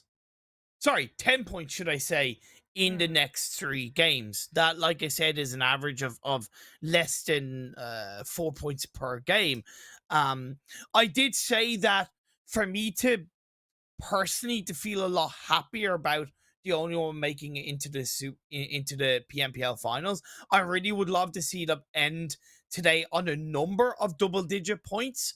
They've picked up 1 in the next 3 games. I'd like to see them pick up a minimum of 1 more double-digit points, because to me, it just not only shows to me that they've understood what they need to do, but it will give them just that little bit more confidence coming into the finals. Confidence is absolute key, but that northwestern circle this time, Imperium. So this is quite opposite of the previous one, right? It landed kind of that quarry area. 90th minute, they played the super ultra passive. Oh, can't figure out which vehicle to go into, but they played that super ultra conservative game last game, right? They just stayed on their half of the world, and then all the way up to that. I don't think they could have gone any further north up in Torre Ahumada. And now I think, I mean, they definitely need to switch some gears, because they can't keep playing that kind of passive game if they want to qualify for final. Not ultra passive, right? And it was even more surprising in that previous game because I had started with an early elimination, and that may be have been a little bit more of a free elimination. But normally when a team starts a game off with an elimination or two, it kind of gives them a bit more confidence to play aggressively. So it kind of shows to me that 90th minute overall, their play style is far too passive in fundamental ways, and that may have been obvious before that previous game, but it's been even more exposed from that last game's result.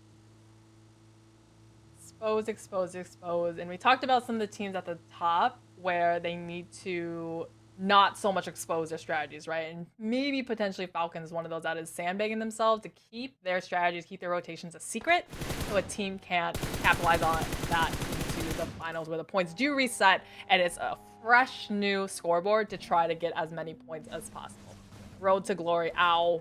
I mean, oh man. So this Lambo now has a Omega dent in the front sides, and Road to Glory is we saw a little Volt trying to fly a glider. I think it was last week. So I'm always seeing Road to Glory with these vehicle mishaps. Vehicle mishaps, man. It's just PUBG Mobile's way, right? It's kind of like the uncertainties of life, like a box of chocolates, right? Forrest Gump. So you just never know what you're gonna get. That's what vehicles are in PUBG Mobile. Conquer, VISTA. We mentioned before that Conquer is a team that should be doing much better at Erangel. But VISTA is always this contending factor that they always drop somewhere different. Yesterday, they were dropping in Farm, where Twisted Minds wasn't at. They do catch Riva, though, just completely unawares, going for the immediate flush with the VSS. Actually, it's been quite a while since I've seen anyone use a VSS Imperium, and I think this is just early game. Grab any two guns that you can, and then just push the fight. It's an undervalued early game weapon, in my opinion, and I would have really loved to see it come back into the meta, possibly increase the damage on it, maybe give it 30 bullets instead of 20 with an extended mag. I think that could really benefit it because it has an automatic suppressor. It has an automatic 4x. Yeah, okay, the recoil can be a little bit trickier compared to other guns, but again, I don't know. I'm a big fan of the VSS. Once again, I'm kind of forced to ask, is this CONQUEROR's first time playing in PMPL full split? Is this their first game? Like, why do they have a solo player where a team kind of rotate to and based off this circle? It's just weird to me. It's so weird. They just, I don't know. It's like a team come brand new into...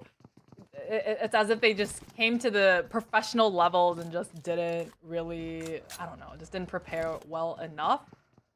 So some of these teams, I mean, good thing that they have an entire week off before the finals. So if they do qualify, which I think they have just enough points to do so, they will really need that week to prepare. I mean, all these teams will be doing it, right? Watching every single VOD that they can get their hands on in this tournament and trying to really study and just have a little bit of insight into all the teams they're competing against.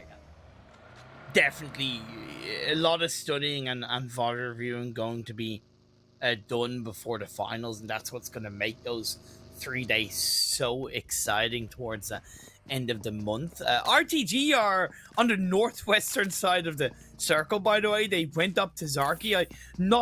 To be fair, I'm not sure if that's where they actually initially dropped, or if they went kind of on that northern road from around the Kameshki area, but they've been rewarded from this position with the phase on circle. Major pride. I guess the best start that they've had to any match today because they haven't lost a member yet. Maybe I'm speaking a little too soon though, because POWR has come up from the GEEKAY area up onto Mount Everest, which usually if the circle was a little bit more further south, this is exactly where Major Pride would be up, and they're looking down at the POWR and the compounds down below. So both these teams just flip-flopping their kind of directions this time as we have the circle going up to the Georgia Pole area. Team Conqueror though, this is probably the quickest rotation they've made today. Usually we see them finding somebody a little too early, like we saw they lost one to VISTA before. But I think they just cut their losses, are now coming up into the sun. Yeah. You wear flip-flops? Bit of a silly question because you said you were flip-flopping, so I felt like asking that question. Alright, one more time. Do you wear flip-flops? I do. Okay, go. As I said, it was definitely a random question, but you said the word flip-flopping, and then I was like, I'm just going to ask this random question, whatever happens, because why not? A nice play by the only one on the side note to get an early engagement onto Triple Esports. Once again, they're on the right path. They are on the right path, and they are in that central position in the kind of standings here, but we do see 90th minute now taking a lot of pain from Major Pride. And I mean, 90th minute, they're trying to avoid everybody, and they keep doing it at the beginning, and then they just find themselves right in the clutches of yet another team.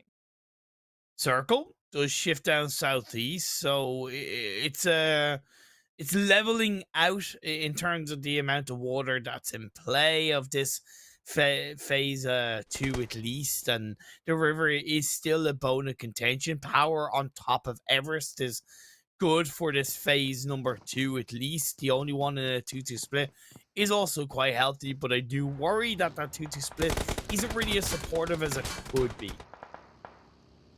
It's not, and especially going into how congested of this middle circle is coming, you can't really hold those splits as much anymore. GEEKAY coming up from the Razak area, and I mean, they've got Power right above them. GEEKAY, we've seen them take this position before, but they're a little bit late to the punch, right? As we see Satan getting knocked down, but I mean, it's Power to have the first casualty of this engagement.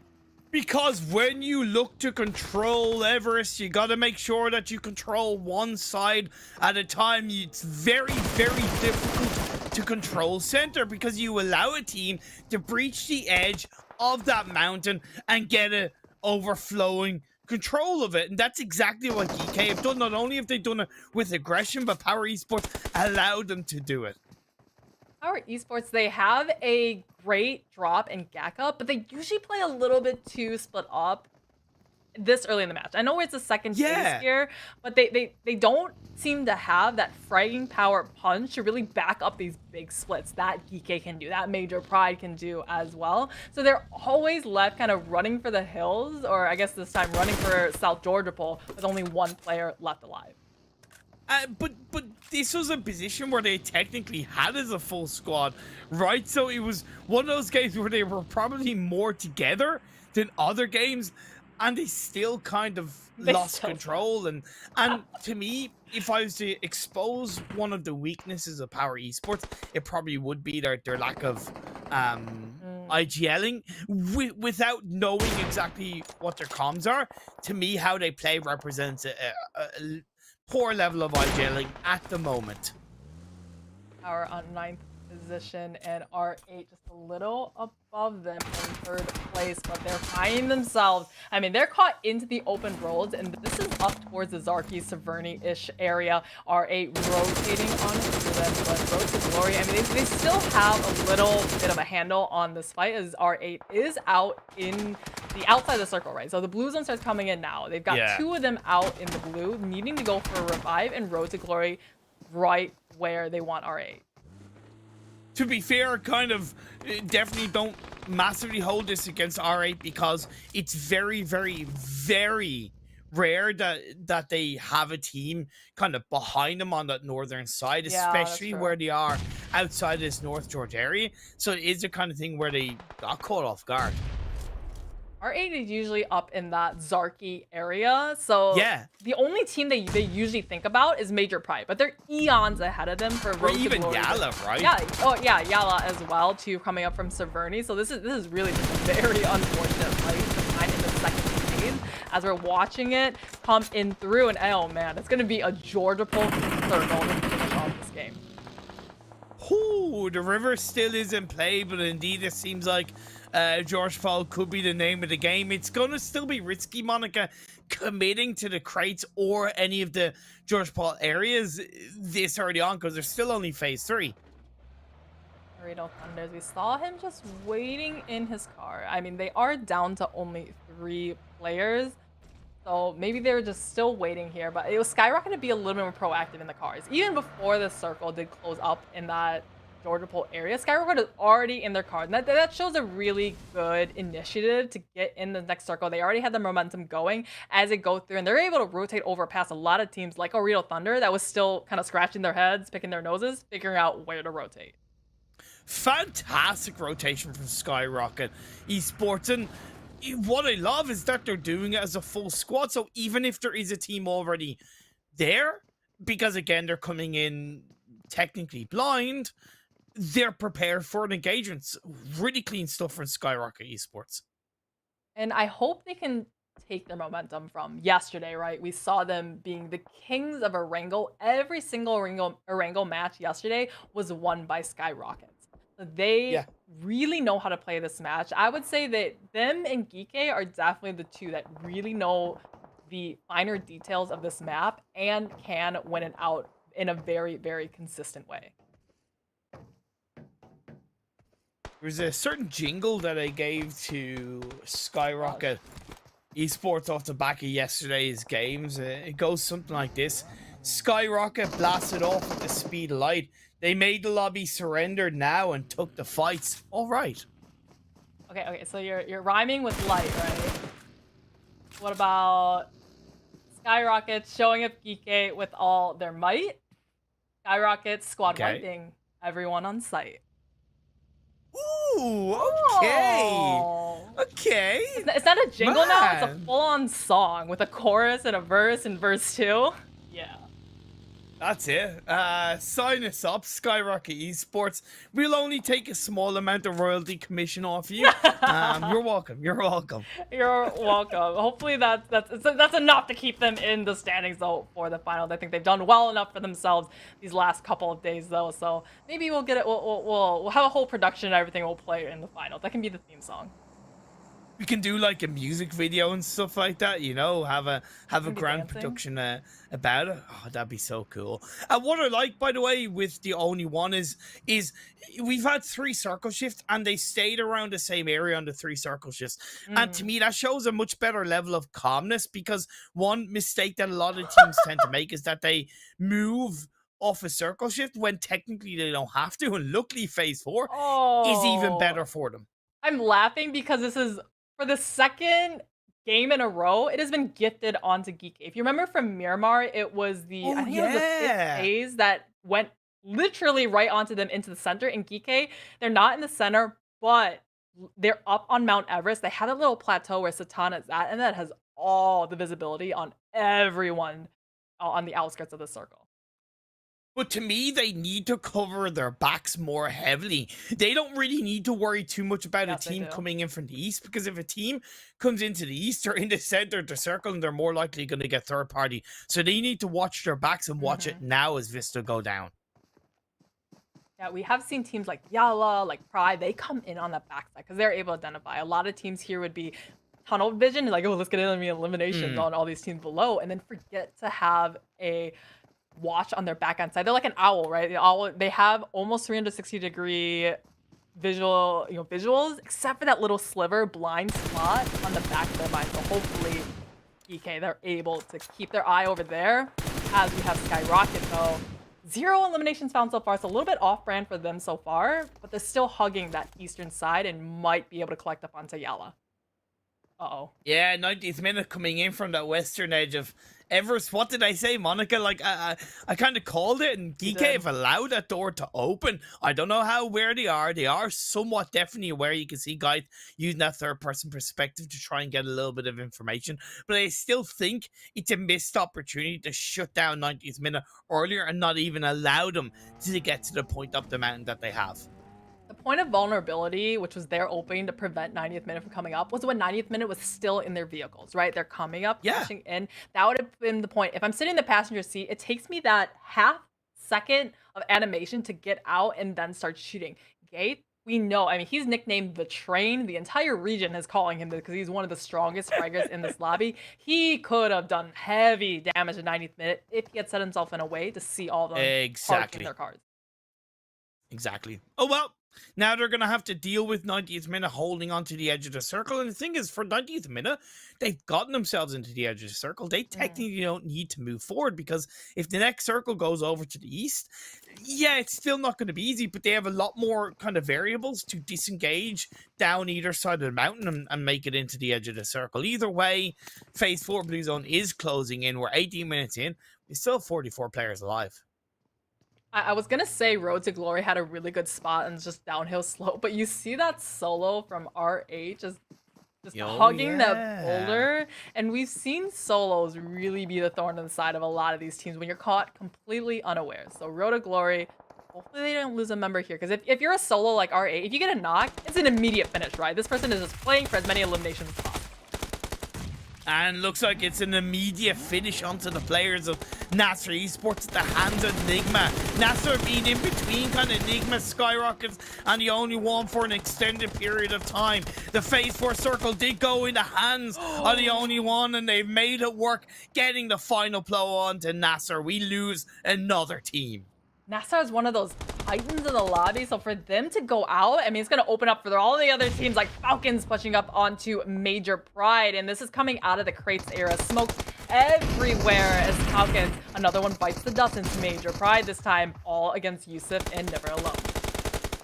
Yusuf looking to cook up a nade. There's little cover inside the hard area of this building, but Major Pride are looking to come out on top. Never Alone goes into FPP mode, but he's going to be blasted off at the speed light. Not skyrocket speed light, but still enough to get the better as Major Pride survived. They are outside the circle. It's phase 5 did send drop in GEEKAY. They've been patient. They technically did allow 90th minute to enter the western edge of the circle, but off the circle shift, they kind of recognize that now they need to get the push on their back end. GEEKAY has been collecting the information this entire time, right? They know pretty much exactly where 90th minute is spread out over here. 90th minute are just, they're all, I mean, there's not a whole lot to spread out on this hillside. You're all kind of 4 ducks in a row, very same kind of angles like GEEKAY, so they really only need a couple to commit to stopping them. And you can see in the miniature map, they have the other 2 looking in, because they, although they're still in the circle GEEKAY is, they're not quite in the most favorable position. Nade thrown over the top, trying to open this fight. If it was another team, I'd be a little bit more worried about GEEKAY Esports. No disrespect, and I still look at them allowing that eastern side of Everest to be open as a bit of a threat. But with the nades going out, they are continuing to suppress 90th minute and edging that little bit more forward as the smokes come out to cover the edges of the mountain terrain. Major Pride make it into the edge of the circle. GEEKAY Hope gets another knock onto Jabal. 90th minute players, 3 left. They're all huddled in a corner, and Shadow needs to try and find something against GEEKAY. We see Satan down on that right-hand side, and trying to find a different angle, because right now GEEKAY, they're not only focusing on 90th minute behind them, it's the only one right into the front, right? And it's I mean, they need to find the different angles here, but the only one really setting themselves in a really nice way, because they came down from the mountain up on top here. So I like this churn of aggression by the likes of the only one. Fundamentals lead to domino effects, and that's exactly what has happened to GEEKAY. Again, they're an extremely strong team, so if any team can deal with it, it's technically them, but it's not going to go out. It's not going to go without casualties. It's not going to go out with. It's not going to go without a continued amount of pressure in their direction. 90th minute are still alive, potentially as a 3-person team at phase 6 shits up northwest away from Everest. An evil, evil circle, giving it right to Road to Glory and NIGMA Galaxy, so they can just wait as they watch the Giants trying to descend from the beanstalk at the top of this Mount Everest area. GEEKAY has now isolated the fight with them in 90th minute, so the only one isn't as contending of a fight here, as Satan throws a grenade and has a knock on to 90th minute. Ooh, down they go, Satan with the nade to put the horns into 90th minute. 6 teams left, 18 players, the only one up to a top 6 minimum, up to 4 eliminations. Don't quite have the full squad because a player gets knocked, but still, as GEEKAY are forced to shift away off the back of an elongated fight against 90th minute. The only one are in a bit of an opportunity to get a bit of a head start onto 90th minute to GEEKAY to stop them entering the southern edge of the circle. An unfortunate timing that not because this blue zone is coming out. Compelling factor to make these teams clean up this fight and try to descend Ragnar right into the faces of the only one as they keep throwing the grenades and the opening of the fight happens. Ragnar pushes in. I don't know how GEEKAY do it again. If it was any other team, you know, I'd be that little bit more worried. But GEEKAY are able to turn something out of nothing. They're able to deal with the pressure. I suppose that is why they are the current leaders of the PMPL Arabia League stage. The only one disengaged. They make it down very close to the southeastern edge of the circle, while NIGMA Galaxy are still in the center. They're down the hill, but they are under pressure. They are, and this car is about to blow up if it hasn't already, so Raoul definitely feeling the heat from this car. They all spread out down the downhill side. Fortunate for them, they have a little bit of hard cover to prevent GEEKAY from, or the only one actually, just to completely tear themselves apart. But GEEKAY is starting to mobilize now, just coming a little bit more on the left-hand side of this mountain, and they're going to stop just a little shy, and they're going to be having the solo of CONQUEROR and Major Pride now within eyesight. Major Pride gonna lose another. Frozen's left alive, and boom goes the dynamite. Down he goes. 5 teams are remaining. The solo player from CONQUEROR Iraq is still going in the form of Rio. The only one have been able to rattle in behind NIGMA Galaxy, finding a dip of cover as GEEKAY shifted the other direction down the southwestern edge of the circle. It's not without pressure from either side. As you can see, GEEKAY shooting towards the only one, but RTG come inside for third party to get a knock at the hole. That was perfect from Road to Glory to wait for that opportunistic angle as the only one. Satan, I mean, doing God's work with the nades into the likes of the only one, and now the other two are hanging by the skin of his teeth. Satan, though, he is pushing up now, and he wants to clean up on the only one. Down to 2 players. I had on a tiny bit of health. The final player as well, prone down, nothing he can really do. And 7R is eliminated, so is the only one eliminated. Top 5 position, I might add, with 4 eliminations. Once again, a positive result. Is it going to be enough to overtake Rad after this game? NIGMA Galaxy still spreading out just slightly uphill. The circle is going to be central this time, encompassing half of NIGMA Galaxy, but everyone else still needs to get in. Hamody getting knocked down, this time from Gate as he's behind this airdrop, and he's doing so much damage to the snakes in the grass.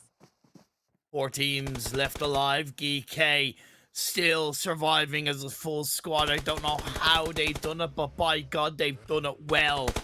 A little bit dirty at times, but at the end of the day, full squad still going is a full squad still going. NIGMA Galaxy in their own right will lose Hamody. Confirmed. The bleeding out quite quickly. Must be his second or third knock. No! He's been touched by an angel in the form of Freak. That revive has come out. Barely indeed, Monica. Barely, just a pat on the back. He's like, you can do it, man. I'm going to get you back on up. We're going to be 4-man strong again, but it's 4. It's GEEKAY with the reset on the top, but it's 4 teams left alive. 1 solo from CONQUEROR and 2 from Road to Glory. So they, I mean, though, if you're the weaker teams here, you're hoping this full-on 4v4 fight happens between GEEKAY and NIGMA Galaxy. Hamody's like, computer, don't count me out, boy. I'm still going. I've got my team. I've got it.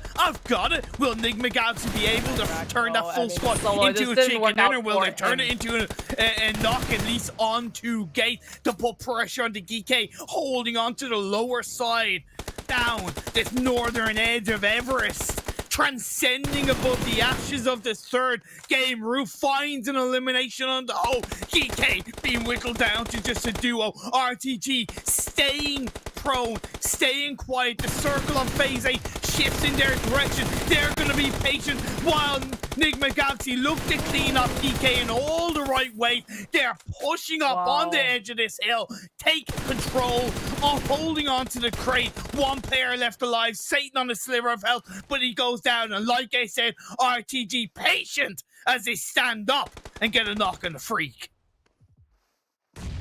Day 9 tossing grenades. Oh man. I mean, NIGMA Galaxy, they have the 4, right? They were able to clean up onto GEEKAY, but it's Road to Glory. They're only 2, man, from down below. 11 eliminations found from them. So, I mean, it's an uphill battle once again. Can they win Erangel once again like they did in match number 1? Will it be 2 chicken dinners and Erangel for the day? RTG will lead them quite confidently into the finals, no doubt. Second place is still a hell of a result coming in from Zarky, catching out Ari earlier on, sending themselves across the river, catching out the likes of Yalla, and Unknown catches out Lord with an 8, gloriously struck a second onto Roof, sends NIGMA down to just 2 players, but Unknown is holding on. Oh my lord, by the grace of the PUBG Mobile gods, it's been turned into a 2v1, and RTG grabbed themselves a second chicken dinner of the day. Wait. Didn't this just happen yesterday in that last match of Erangel where, I mean, by all means and purposes, NIGMA Galaxy should have won the last Erangel game yesterday, but it was SKYROCKET as a solo to come and steal away the chicken dinner. So this has happened once again, this time Road to Glory. NIGMA Galaxy, they were 4-man up, and Road to Glory came as only a duo and just stole that $1,000 away from them. Kind of wild, absolutely wild. I don't really know. I don't really know what to say, to be fair. NIGMA Galaxy choked that finish. Right, they were allowed to technically get back up as a full squad. They should have known where Road to Glory's final players were. 15 eliminations they didn't push for them, so credit where it's due. Road to Glory made them pay. Yeah, I mean, this is such a turnaround from the first game, right? They finished it with what, 6 eliminations? So to get even double that elimination to find 30 points. It was, let's be fair, ridiculously good result for Road to Glory, and a massively deserved win at that. With those 15 eliminations. A great game by GEEKAY as well in their own right. A couple of mistakes made, but still 23 points secured. The one thing that I do notice, Monica, the only one got themselves 10 points. Wow, that is, I mean, is it enough though? Here, that is the question, right? Because how many points did they need? They needed what, 66 points at the beginning of today, right? And we're doing quick math here, right? We're trying to figure out, are they in striking distance to get into that 16? It wasn't 66 points they needed. They needed 25 points. Okay, I was thinking 90th minute, I think. Yeah, you were. But that's all good. The thing is, they were 10 points behind Rad coming into this game, but I don't know if they had more placements, more chicken dinners. Of course, we'll have to find out in due time, but credit where it's due. Once again, another double-digit result for the only one as we look at the second page. Uh-oh. Rip to Vista. What did we say after the first match? They needed, man, how many points? It was way too many points. They needed 95 at the beginning of the day. We've seen them have a 1-point game. We now see them with a 2-point game. And oh man. It's not happening, Monica. Sorry, it's not happening. Like, it's even going from improbable to literally impossible. That's unfortunate. Again, they can still be proud. Okay, so we have 2 more games to go, right, Imperium? So it's 1 more Sanhok and 1 more Erangel, and this is getting down to the wire. It's either go big or go home. Well, look, the only one they've with 2 games to go, they've put themselves within literally either ahead of Rad overall in terms of more chicken dinners, or they're just going to need 1 point. We'll have to wait to find out, as we are going to go to a quick break before game number 4 of the day. Don't go away.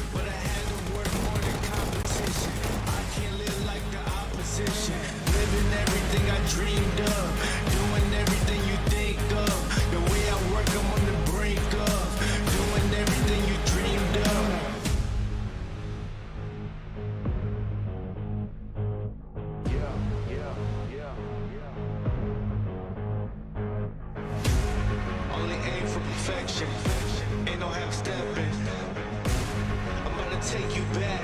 Spitting facts, you gotta live with that. Who got it? Who won it? No problem. We mobbing. In the city, plenty havoc causing. Do or die, it's either all or nothing.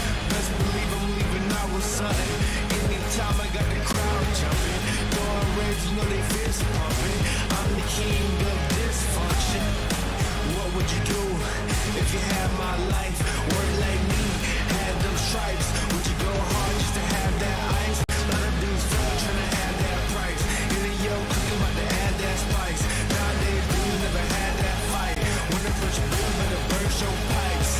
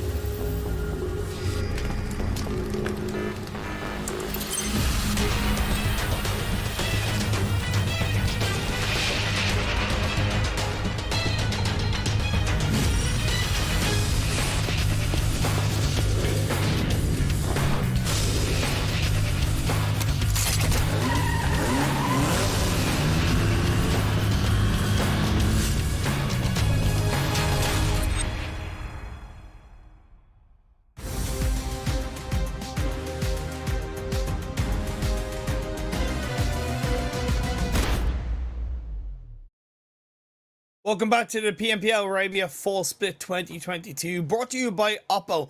Upgraded performance and upgraded fun. Celebrate your winning spirit with the brand new Oppo Reno 7 Pro 5G, the designated smartphone for PUBG Mobile, Middle East and Africa esports in 2022. As well as that, join us in the grand banquet.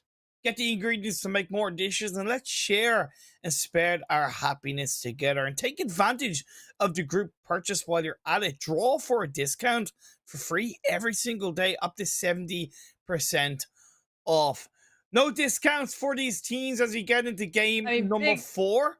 Big discounts for sure. As well as the PMWI announcement. I definitely did forget about that. My apologies. It's time to send your team to the PMWI After Party Showdown from July the 8th to July the 10th to check out the in-game events calendar to vote for your favorite teams. Use code 2022 PMWI to get an extra voting ticket every single day. Monica, I had to do it all.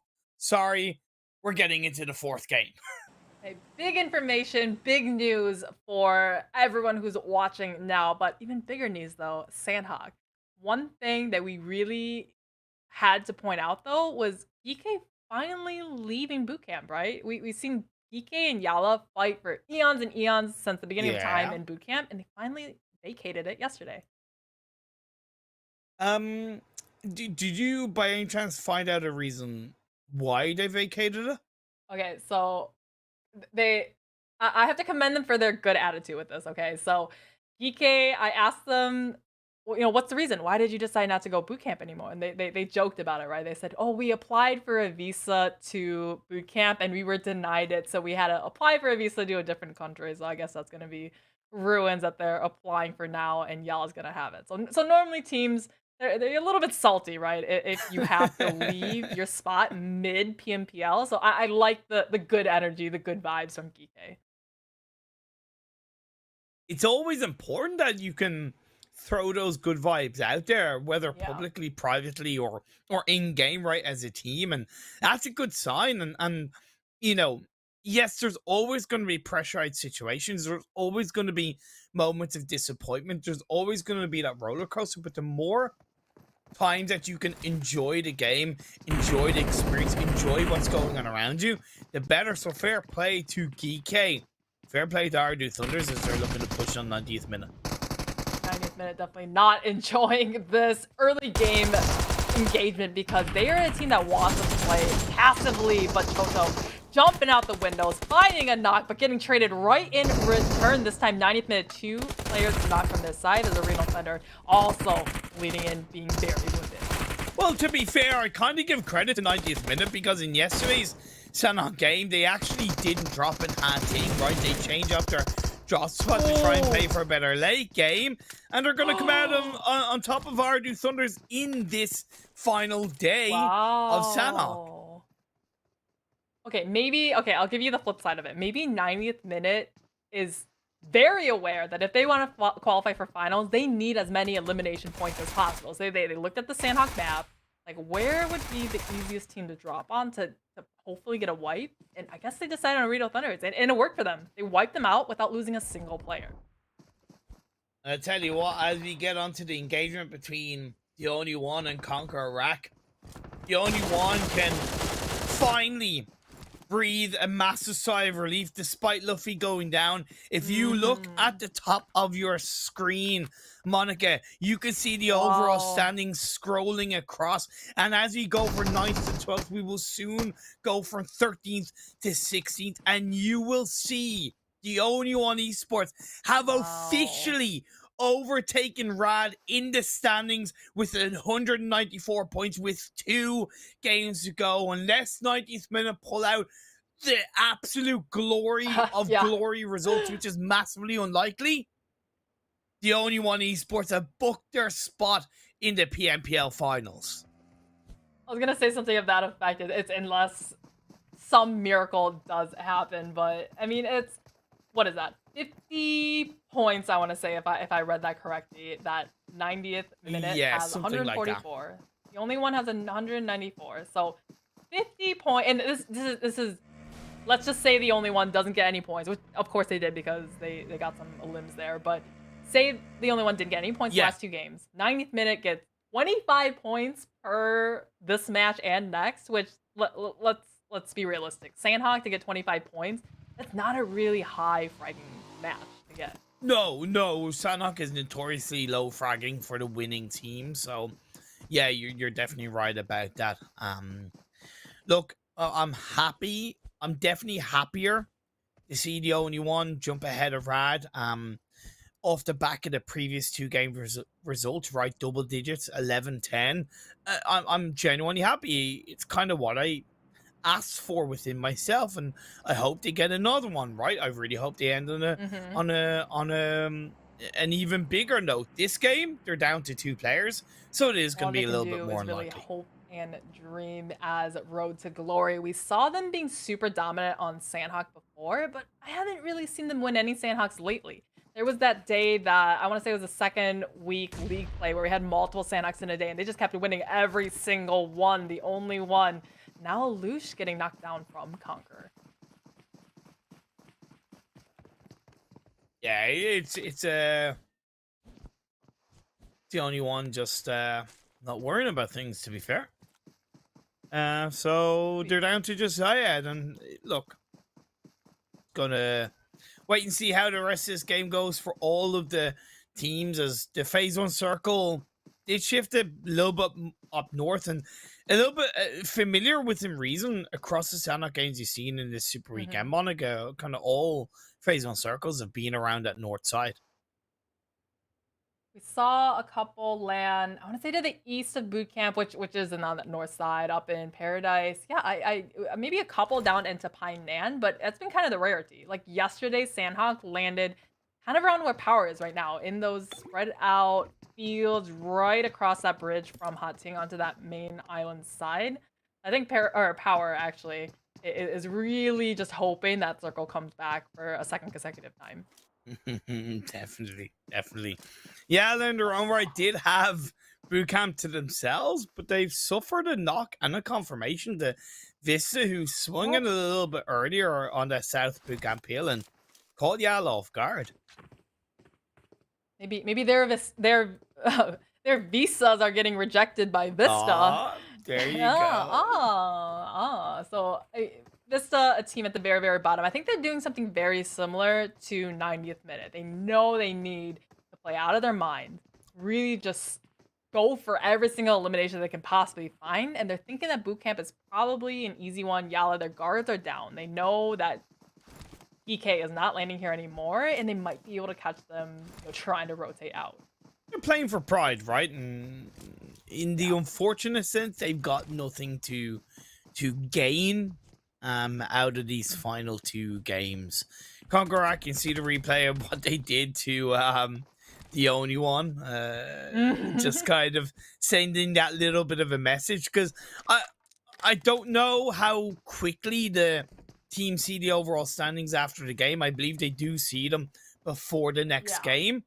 And CONQUEROR, if that's the case, will know that the only one have qualified for the finals. So that kind of Mongnai area is going to be occupied by the only one. So I think CONQUEROR have looked to maybe send a bit of a message to the only one coming into the finals that, hey, look, don't get too close to us. Give us our space and we'll leave you alone. You're living a little too well over there. I gotta put you down a little bit and make sure you're coming into finals with very low confidence and just showing you're playing with the big boys now in the finals lobby, but we're gonna be going for you every chance we got. Yeah, and then if that's the case from CONQUEROR, good, because it's so important that in the early game you get as much space as you can. And if you know that team drops near you, you want to try and push them back. You want to try and create that space in the early game. So, yeah, fair play to CONQUEROR. This phase 1 blue zone is very swiftly closing in, and we're about to see phase 2 pop up. There's a good strategy with that, because maybe they're landing close to you and they're not really engaging with you, but they're still taking, hey, a potential vehicle spawn that you can't take now because they're taking it. There's a potential compound that now you can't loot because they already took it, or a potential rotation you can't get to steer clear around because somebody is there too. So I like how you pointed that out, and we have the circle. Okay, so this is very, very similar to yesterday's, if you remember, right? Right where POWR is at. We actually, I think it was YALLA who won it yesterday, just across that bridge where they just kind of stormed it. Road to Glory was way down, all stuck together, and they weren't. Was it? Yeah, I think YALLA was the one who won it. Or was it Road to Glory? No, YALLA was day 1. It was actually, I think it was NASR Esports that won yesterday's. What am I thinking? Okay, I'm thinking. Okay, I'm thinking day 1. You were thinking of day 1, so I skipped yesterday. To be fair, you were on the right path. To be fair, Monica. PMPL goes on when I'm not casting? What? Like, what happened yesterday? What teams play when I'm not casting? What? Jesus. The world does. Day 1, not day 2. The world doesn't revolve around me? You know? Huh? Well, this is news to me. One thing I suppose about this phase 2 is that it's a little bit more southeast compared to the previous 2 days, so it does create a softer entry point for the teams coming in later, from that kind of south side of the mainland, at least.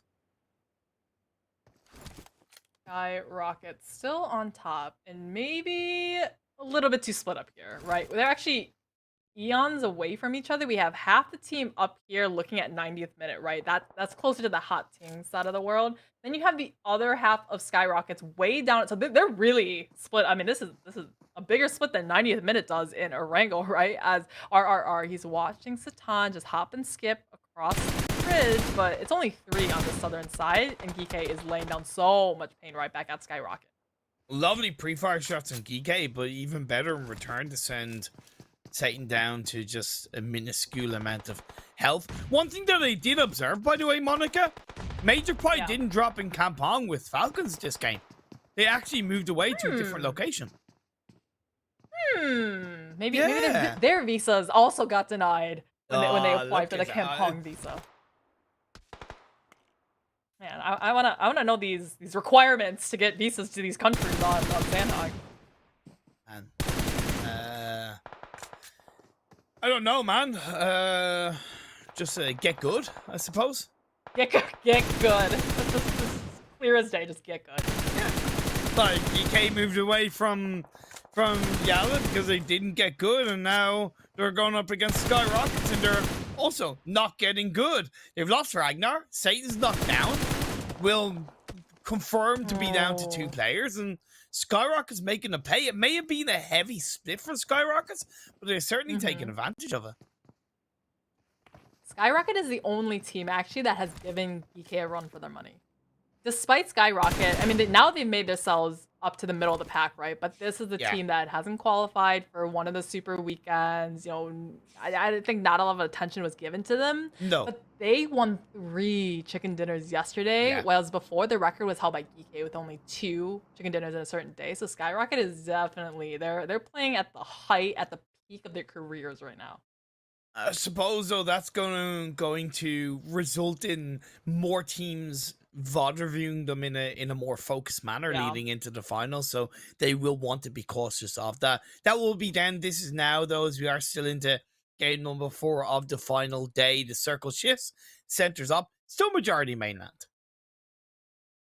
When you're performing that well, you have the target on your back because people are watching you, but also the teams that are really bottom performing, right? Because you have a target on your back as kind of the weakest link in the lobby. When a team, let's say 90th minute, needs a lot of points, they're going to use you as your free kills. They're just going to go for you and try to full send and try to rack up on those points. So you want to be more in that middle ground, at least going into the finals.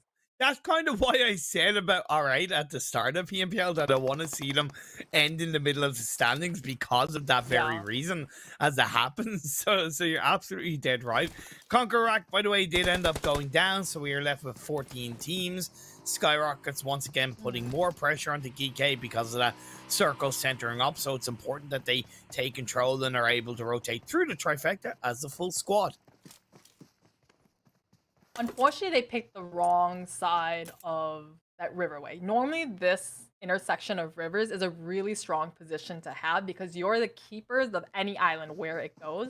But GEEKAY, I think they strangle-held themselves to the point where they're trying to gatekeep SKYROCKET when they could have just diverted away, gone into the main island part. Of course, they would have had to fight against those teams like VISTA, like we saw, YALLA, etc. from them.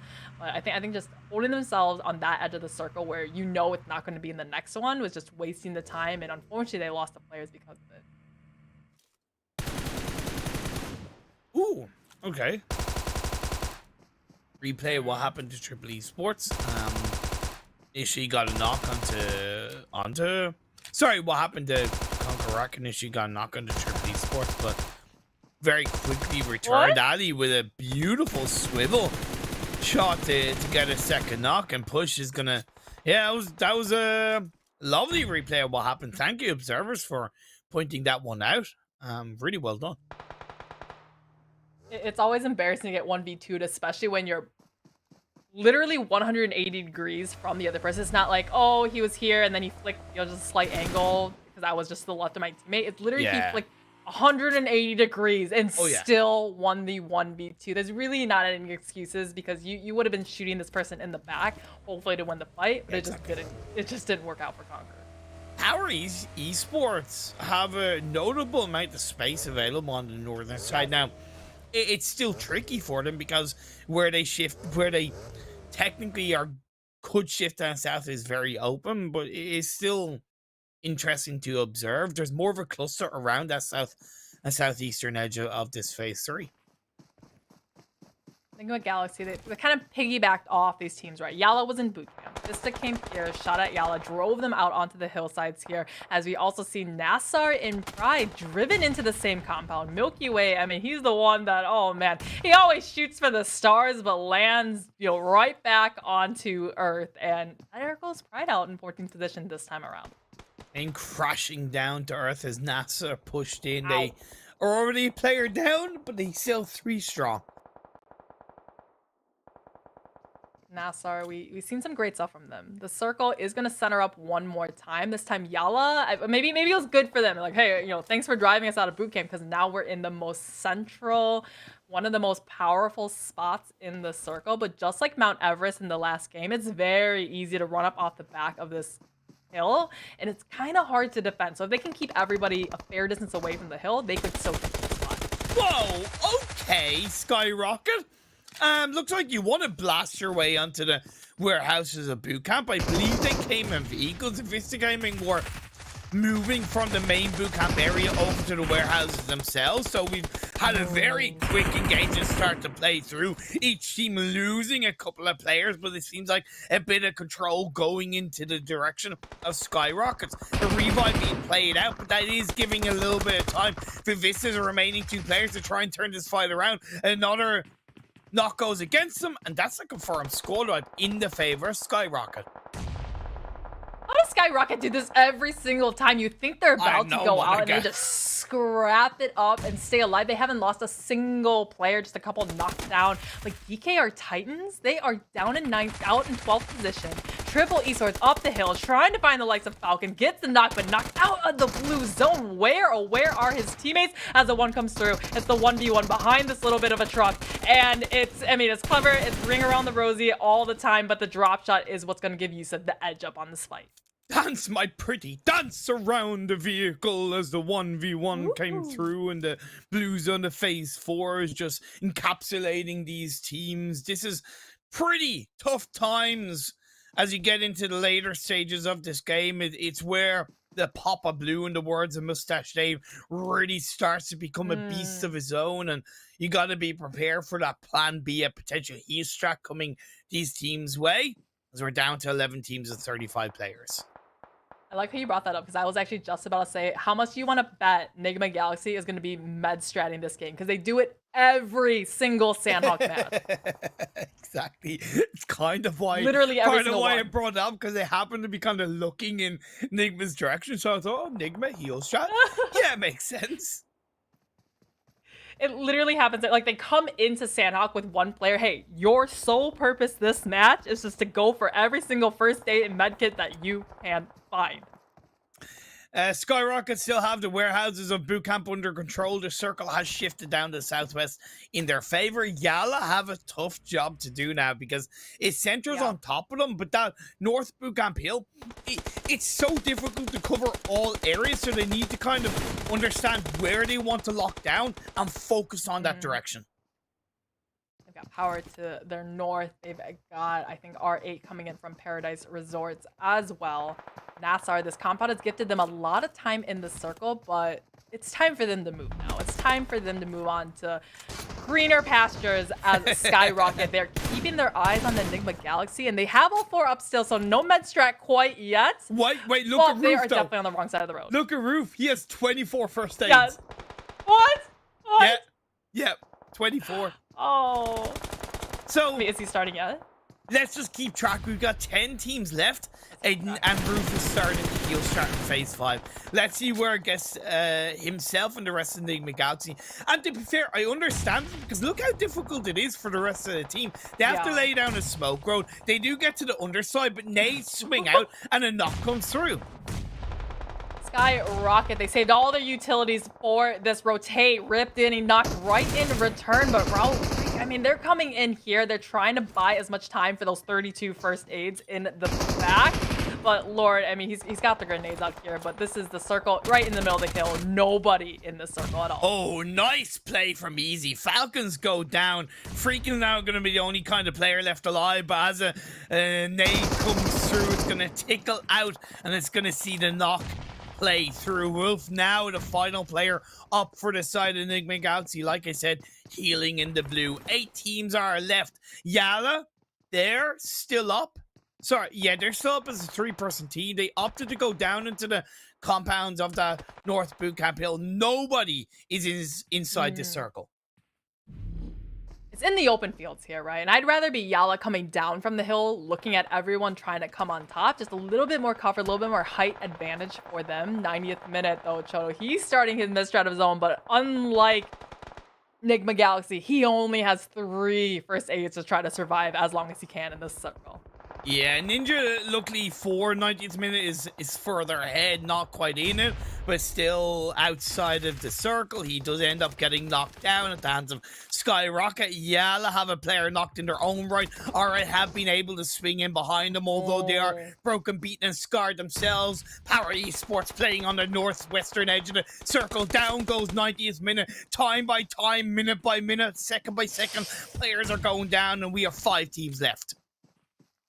all these teams are keeping the pressure on the bleeding wound that is YALLA, but they could possibly get the reset here. Nobody is pressuring their position as POWR is using this opportunity to ascend up, and SKYROCKET too. I mean, they're fighting tooth and nail against Road to Glory up the hills from them. So everyone is kind of focusing on the team to their right and trying to ascend on up. We still have that lone meta Raouf out in boot camp, metting up and using those first aids.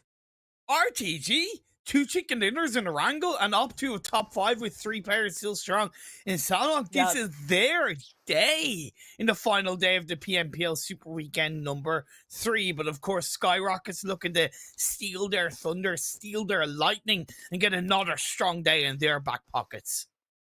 If Road to Glory can get a chicken dinner, yet another chicken dinner, they would match the chicken dinners that SKYROCKET has gotten. Yep. I think it was yesterday, the 3. So, I mean, that's the bar that SKYROCKET has set up in the stratosphere of the sky. Road to Glory, though, grenade right back at SKYROCKET, preventing RR from getting any higher.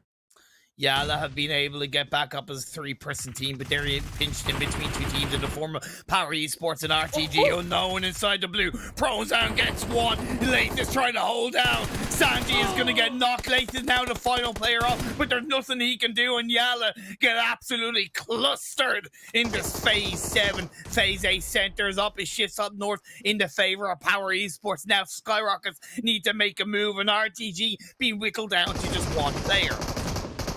They got absolutely demolished. The SKYROCKET coming off the back of that one, now turning the sights onto Road to Glory. But POWR, everyone is farming the eliminations onto SKYROCKET as easy. He has definitely got everything set on him. So many hurdles as he looks for that solo. Raul finally taken out. J9 was like Simba on top of that rock, but it's not going to be the Lion King result for them. It is going to be a chicken dinner for POWR Esports.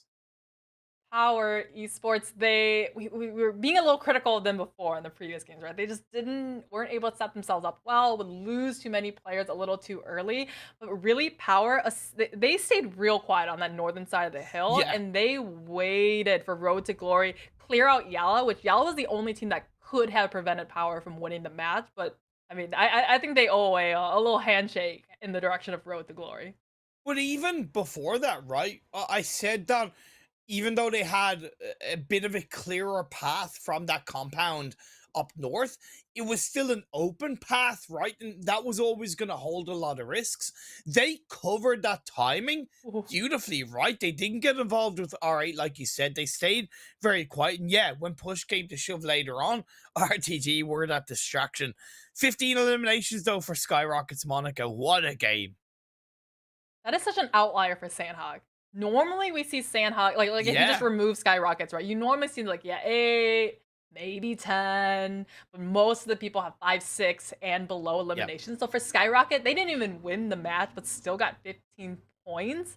They just, oh man. I mean, we need to turn our SKYROCKETs into just like a movie soundtrack now, right? A little jingle, because they just keep soaring higher and higher. That's the thing. It's the jingle, Monica. It's got to be the jingle. Right? You're welcome. You're welcome, SKYROCKET. You're welcome. Genuinely a great result, and they deserved every single one of those elimination points. The way they got the advantage onto GEEKAY and then swarmed in, the way they pushed in onto VISTA was risky in its own right, but they played with confidence. And you said at the start of this game, confidence is so important. SKYROCKET was the blueprint for it. Right, we're looking at that second half of the page, right? And the only one we were talking about before, hey, they needed so many points, X amount of points to make it a finals. They already made the finals, right? They're even with 2 points, they're A-okay. They're the only thing that could really contend with them is if the teams below them, like 90th minute, like VISTA, have a massive game. But VISTA, I mean, they had that great first day, but so far today, I've only seen 1s and 2s come out from them. It's. Look, I'm not too worried. It's a good observation. Maybe they're just kind of trying to keep their hands quiet coming into the finals. I know, it's a good observation. What is also a good observation is going into the break before we get into the final game of the day.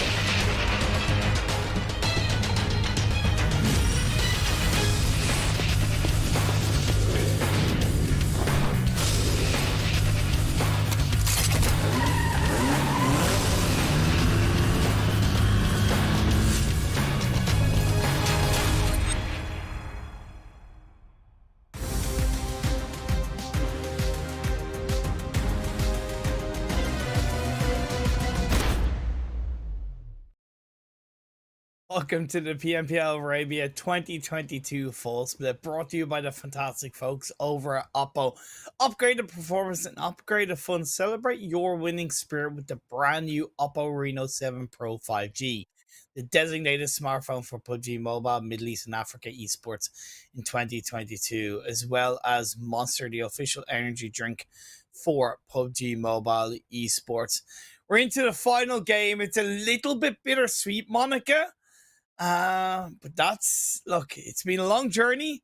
Let's take a look at the overall standings. Of course, this top half, it really hasn't changed that much today, right? Like these teams really just kind of solidified their spot. I think POWR with that last chicken dinner did jump up into this first page of it. Maybe a little like R8 or Major, I think, changing around, but we really haven't seen this change at all today. I really would love to see GEEKAY get 10 chicken dinners. In this super weekend. They had 15 games to get 3. Unfortunately, the maximum they can get is 9 if they do finish off this final game of the day. Jason, Mr. Kaplan, sir, you're going to have to wait for your double-digit chicken dinner team in a PMPL. Yeah, very happy to see Road to Glory jumping up to 7th. They've had a hell of a day so far, Monica. 64 points in 4 games. That is almost as consistent, or it's more consistent than I would say that was it SKYROCKET did yesterday, right? Yeah. SKYROCKET got almost that same amount of points. They had 3 chicken dinners, but the other 2 were just throwaway games, right? Yeah, 2 exactly. Points. So Road to Glory, at least what they have going for them is being more consistent on those non-winning matches. Moving on to the second page, YALLA dropped down to 9th. SKYROCKET themselves are still in 10th and much closer to YALLA, so they could finish ahead of YALLA at the end of this game. Twisted Minds, they're not playing, so they're still in 11th place. 4K just breathing a sigh of relief, right? Because they were a team that's not in for this weekend, but they had just enough points to kind of slide on into the finals here with 215, 1 match left. I don't really see any sort of universe scenario where they, slip out of the final. No, unfortunately, our 16 teams have been confirmed for the PMPL finals. We say unfortunately because we always like to see that final game having something on the line, whether it's obviously that top spot if there's a lot of money, for example, or if it's the finals position and it's fighting for that 16th place. Still, congratulations to the only one and every single one of these teams for making it into the PMPL finals. Let's get into the final game. I know I have a bit of an evil streak, right? Let me throw this one at you. VISTA in 90th minute, they've got nothing to lose, nothing to gain, right? So they could just play for the lulls, play for the memes in this game. I'm wondering if they would just drop on somebody, just put us out of our misery. We have nothing to do this game, and maybe just to be funny, they'll drop on somebody. They could do that for sure. What I do observe is that CONQUEROR have dropped more on the western side of the map. Oh. They will know that 90th minute are not playing in the finals. So maybe, just maybe, they're trying a different drop spot and pathing from that drop spot in the lead up to the finals. I think they're not sending a message in 90th minute. They're sending a message to everyone else. Okay, look at the circle.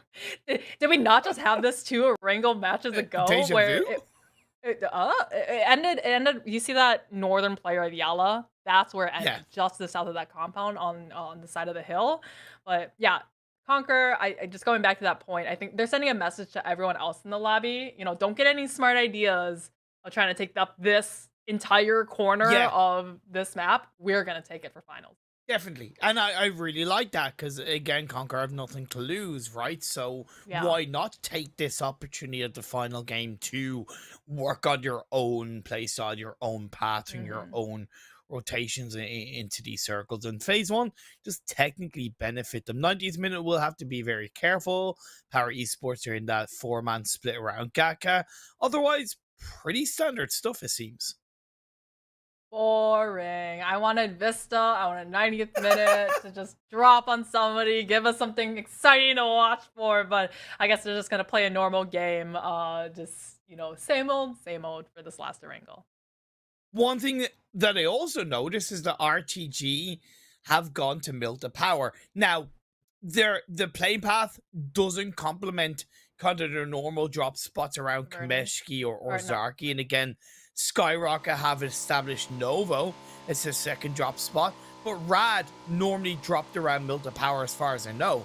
So them, okay, they're in vehicles now shifting up north, but my rough idea was that they could overtake Milta Power as a drop spot coming into the finals. You know what I see some teams do when they really want to send, not just, I like, this is a little bit more indirect, sending a message, right?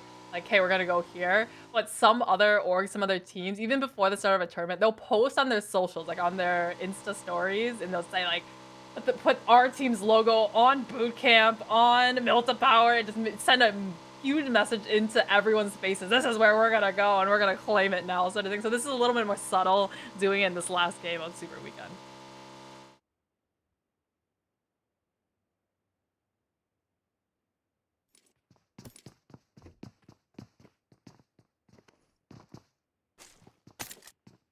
NIGMA Galaxy, though, they're sitting towards the top, right? They've done really well for themselves, and they're coming into this match in second place. I think it's a little bit too far to even dream to catch up to GEEKAY, because they are sitting at about a, what is that? I mean, that's a lot of, that's almost 80 points difference between the two. So GEEKAY really has nothing left to lose here, and neither does NIGMA Galaxy to gain or to lose, because they're pretty solidified in that second place.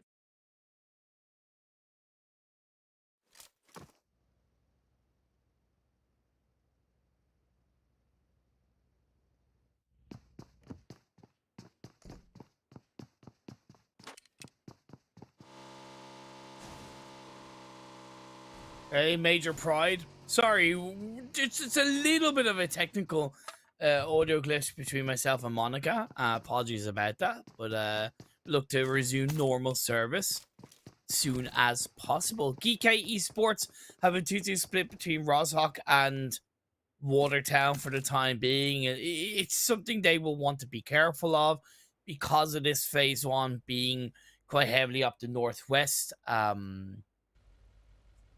It means that teams coming in from the south, based off that very southern playing path, will want to be quite. Yeah, there's going to be a migration that GEEKAY need to watch their backs with. SKYROCKET, can they finish this insane weekend off with yet another chicken dinner? We haven't seen them win out on Erangel yet today, despite winning all three of them yesterday. So, I mean, SKYROCKET, I think it's really just that dark horse that came out from the bottom of the standings. They had 0 points in Super Weekend after week 1 because they didn't even qualify, right? And then they just really took that weekend off, turned things around, and then are now one of the super, super strong teams in this lobby. Have you ever seen the film Anchorman? I've seen bits and pieces, like highlight clips. I haven't seen it. So they do. There's this song that kind of goes, "SKYROCKET tonight, absolute delight." So what you can do is SKYROCKET delight. Sorry, SKYROCKET tonight, Erangel delight. See? Okay, so is that where you got the music of the jingle, or the tone of the jingle from? No. This one just came into my head right now. I'm just maybe I should quit commentating and just write jingles. Jesus, found a new career right now. Thank you very much, SKYROCKET. I'll take the rest of this match, and then you can just write the jingle for the finals for SKYROCKET. Okay. Yeah. Okay. SKYROCKET. Sounds like a plan. Delight. Afternoon. What rhymes with light? Blasting off. Might, sight. Might, sight. Fright. Light. Tight. I could say a bad word there, but I won't because it's on broadcast. This is the creative process, guys. Anyway. I'll leave that till after broadcast. PUBG? Oh yeah, PUBG Mobile. Oh yeah. This is, of Mobile? course, the final game of the PUBG Mobile Pro League portion. We will have the finals coming up in the next couple of weeks. I believe 21st, 22nd, and 23rd of July. We do have the 16 teams confirmed, so this last game is a little bit more relaxing. What we usually see in other regions, it's always that last game, and it's pretty exciting, right? Because it's usually 1-2. You know, this team could, by a miracle, win the last match and qualify, and we've seen that happen multiple times. This one's a little bit more anticlimactic, right? This is, even if 90th minute, even if Vista Gaming win this last match, I think we did the math in the break, Imperium. What was it? 90th minute needed 40 some odd points to even match up with the only one. Yeah. Unless all the teams just gave away all their eliminations, they're like, just send it into the laps of 90th minute, and maybe they could get 40 some points. But that's literally wiping half the lobby. And I do have to say, and it was always a rarity in the spring split, but overall, I do have to say once again that for the most part the competition lobby has increased, and the cutoff point for the finals has increased. What is an interesting observation is from that spring split, outside of Triple Esports that did make it into the finals on 161 points, the team above were Dunak Esports on 192, right? So it's amazing that outside of that rarity, there is also within reason a little bit of a similar cutoff point between spring split and fall split. NIGMA Galaxy, looks like they're rotating back into Pochinki this time around. So I don't know, spinning their wheels, wasting their gas, and you know how expensive gas is right now. So let's hope they save a couple gasoline tanks for them to have, because they're just kind of backtracking right here. We're at the 10-minute mark as Vista Gaming, losing one right off the bat to Triple Esports, going for the immediate flush. And Vista Gaming, they landed down in that farm area, so they've rotated quite a ways up here on this northern side. Woo, let's go, Vista Gaming. Your final game with the PMPL full split. Let's have fun. Let's make it count and get as many eliminations as you can. Get down and dirty against the rest of the lobby. Triple Esports up as a full squad. They have been able to pick up that first elimination point onto Vista Gaming, so it's going to be a little bit harder. Trofka, he's on his own, and that's really not the way Vista wanted at this stage of that 2-1 split. I was going to say, the only thing saving Trofka was the overwatch from down below, from Dino and his other teammates, but they just couldn't really save him as Triple Esports came over the top. And Clever tossing a grenade, maybe over committing the amount of resources he's gone into trying to go for the flush here, because these are just grenades that they can't use later on into the game. But maybe it's just game 5 things, Imperium.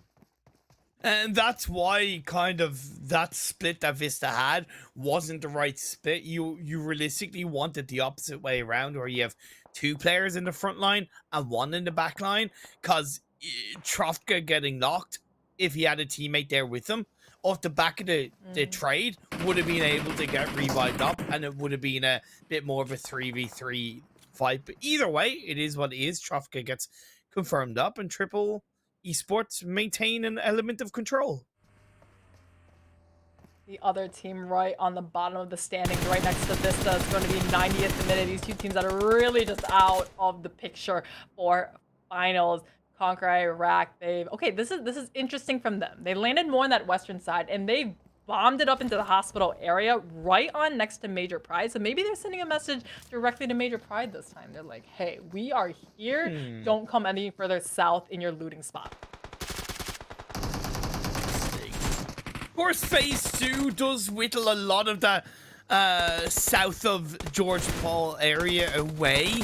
So phase 3 most likely will kind of shrink it even more. So this engagement is quite important for control and for timing coming into the next shift. But 90th minute, man, final game, they're doing something. I like it.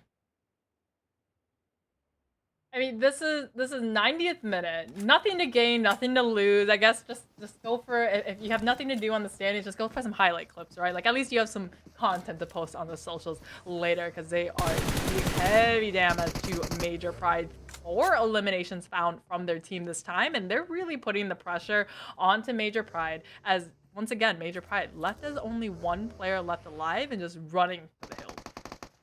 Well, let's be like, oh, okay, I'll talk about it in a sec, because NASR have contested Triple Esports for that hill ground position overlooking North George. And I was actually thinking that would have been the case, because they were somewhat exposed, and maybe they spent a bit too much time looking ahead and not looking behind, and NASR catch them off guard. It is just about a clutch from Ali. It will allow him to get the team back up as a full squad, though. Though we did see YALLA go out to the likes of Falcons on that northern side there, and it was just grenades unrelentingly coming out from either which direction. Only Leif left alive in that last grenade, just a tick of damage, and does take him on out. So we saw that on the northern side that we missed before. And a rare north of the river finish, by the way. So I would argue that YALLA not really used to having so many teams in their vicinity, right? And I hope they will look back at this game, do a VOD review, and kind of be a bit more prepared for a similar circle coming into the PMPL finals. RTG, under pressure, they've had a good day so far. Falcons, though, again, looking down on a strong note. This is also super far north as Yusuf is pushing in now, and he could go for the flush here, but I don't think he wants to waste the ammo that he needs to hold for this fight against Vote. He's up onto the rooftop, so jumping on over to the side, trying to go for the 1 versus 3, whips around, and actually it was 4 players of Falcons swarming in and taking Road to Glory out. 90th minute, up to 4 eliminations, Monica, and let's be super duper duper kind of wild. Chicken Dinner 15 points. They get 30 eliminations out of 44 players left alive. Sorry, 40 players left alive, because you gotta eliminate themselves. They need another 26 eliminations out of the 40 left. So they still need 2/3 of the lobby eliminated. They do find 1 onto Rio, at least if they can confirm it. So that puts them up to 5 eliminations. I like how we're still humoring this just one in a, not even billion, 1 in a trillion chance that this would ever happen. We're still just like, it could happen. They could do it. Come on, wipe 2/3 of the lobby. Well, like, look, 1, what else have we got to go on, right? 2, it's definitely not in this super duper serious, obtainable way, but it is, I am kind of using it to say, hey, good job, 90th minute, to end on a bit of a high note, but that circle is massively a high note, shifting up to the very north. You know, I've seen teams where they know they're not going to qualify yet, right? Like at all. And suddenly that last game, they do so well because all of a sudden the pressure is gone, right? There's no, hey, we got to win this game. It's just, hey, we're just playing for fun. So they're playing very freely, very liberally, and they're just lots of laughs, just going for it. And sometimes teams play way better in that relaxed state instead of putting so much pressure on themselves. Definitely. Pressure should be kept for tires and diamonds, and unless you're a diamond in the rough of this lobby, you got to be able to deal with that pressure accordingly. Ardu Thunders have the south edge of the circle quite nicely. Shooting range hill is incredibly difficult to control, so this kind of circle is a lot trickier than it looks. It's very on the extremes of the map. Most of these teams are probably, when was the last time we had a Severny finish? And for a team like YALLA, they're kicking themselves right now, right? They're like, this is in our backyard, and we went out too early. NIGMA Galaxy are really just foreigners to this land because they're just getting caught out in the open on the side of this hill. Only freaking Lord left alive, and Raul is a little bit too far away to give a little bit of support for a revive. To be harsh on NIGMA, even though I said shooting range hill is quite difficult to control, where they went is the last place I would have gone, to be perfectly honest. Yeah, it is what it is. POWR is a full squad, gain a little bit of control as they reposition around to put pressure into NIGMA. Lord first aid in hand. Not 32 first aids this time, like in Sanhok just before in POWR. Did they win the last? Yeah, they won Sanhok, right? So they're flying high, and we've seen teams in this region. They either come off a win with another win, or they go out first. So I think, you know, for them to survive this long already, they're setting themselves up pretty well in this match. They are indeed. They are indeed. Can they get a back-to-back chicken dinner to end their PMPL run before the finals? It would be certainly nice for their confidence, I tell you that much. The two remaining players in 90th minute, by the way, coming in very late on that western edge of the circle. They will have R8 around them, but they're going for guts. They're going for glory. R8 has a full squad, but they have a 3-1 split. And Tam does get a knock at the SK Tom. By the way, a second one run over. 90th minute. What a way for you to go down. Beautifully done. Let's go! When in doubt, oh my god. When in doubt, just use the cars, right? When you have no confidence in your gun skill, you just go in with the cars. So 2 found out is going for the flush onto R8 and Falcons on the other side of this little shelter area. He goes right on back. It's VISTA with a bit of a third party per se. Tam is still alive. Yes. There could be a cause for a revive, but no, Falcons Never Alone comes in, and what goes around comes around, Monica. The run over comes at the hands of Falcon. Immediate karma right back on it. So thanks for playing 90th minute, but I guess we'll see you next season. The circle is going to come up onto that roadside. Not a lot of actually any compounds really here. I think we might have a little... No, it's not in there. I was thinking these shelters could possibly be in here, but Falcons really needs to reset quickly because they currently only have 1 player on his feet.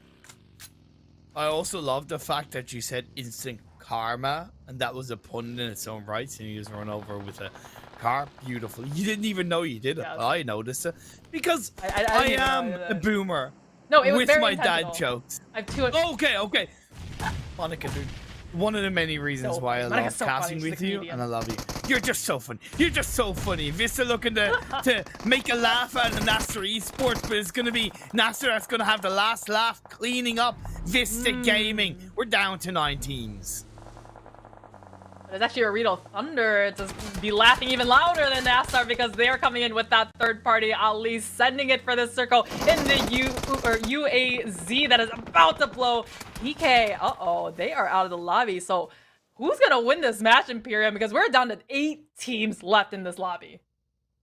You only want to have 3 players up. SKYROCKET have a full squad. POWR have a full squad. I would say it's going to be between SKYROCKET and POWR Esports for the final game of the day. Of course, SKYROCKET's the safe bet, right? They've been doing great all weekend, so I hope they can also continue that and really bring this momentum and their strength that they have shown into finals in 2 weeks. Actually, a week and a half. Well, as of right now, they need to finish off NASR, and they find Ali, just one more victim in front of them. No, he's cleaned up by Falcons of all teams, so nicely done as the final player. Falcons is at least going to pick up an extra elimination point and an extra place point as another team goes down. We have 7 left. Ham goes knocked. SKYROCKET from a distance continue to put the hurt down onto the other teams. OOREDOO Thunders and SKYROCKETs are the 2 teams that have rotated the furthest in this circle. OOREDOO Thunders down that military base, SKYROCKETs down in Novo crates. So for them to come up to the northern side, usually the teams that have that hard rotations don't have an easy entry into here, and somehow these teams are still left alive, but R8. I mean, they're playing on the pain onto OOREDOO Thunders and not allowing them another foot into the circle. POWR Esports moved away from the southeastern edge of the circle and they moved up towards the northeastern edge, putting a little bit of pressure into the only one split as a 2-2. I believe one player of the only one does get knocked. I don't know if the revive is possible. The circle is going to benefit both the only one and POWR Esports as a confirmed knock does turn into an elimination for the only one. Circle gifting it to the likes of Power and to the only one, but the only one, they're pretty spread out as we see Zayad get flushed on out, and you know, it's good to be in the center of the circle, except when you come this late in the game. When you're the 5th phase moving on to all the rest, it is just, I mean, everybody is looking at you. It probably should have been the case that they would have been best joining up as a full squad in the center where Luffy and his teammate were. They left that a little bit too late because POWR Esports maneuvered up from the southeast to the northeast. That's where the punishment came in. And SKYROCKET's in their own right, to be fair to them, are looking to get involved in that regard. Halaji is being slowed down on his movement, forced to prone down. Thunder is now eliminated out in 7th position, so good run for them, but that's gonna be it for them into the super weekends. And SKYROCKET, 7 eliminations found so far, really making a name for themselves. Can they soar any higher as our 8 prestige? I mean, they're going for the vehicle strats one more time. And how many vehicles have we seen Imperium in PMPL Arabia?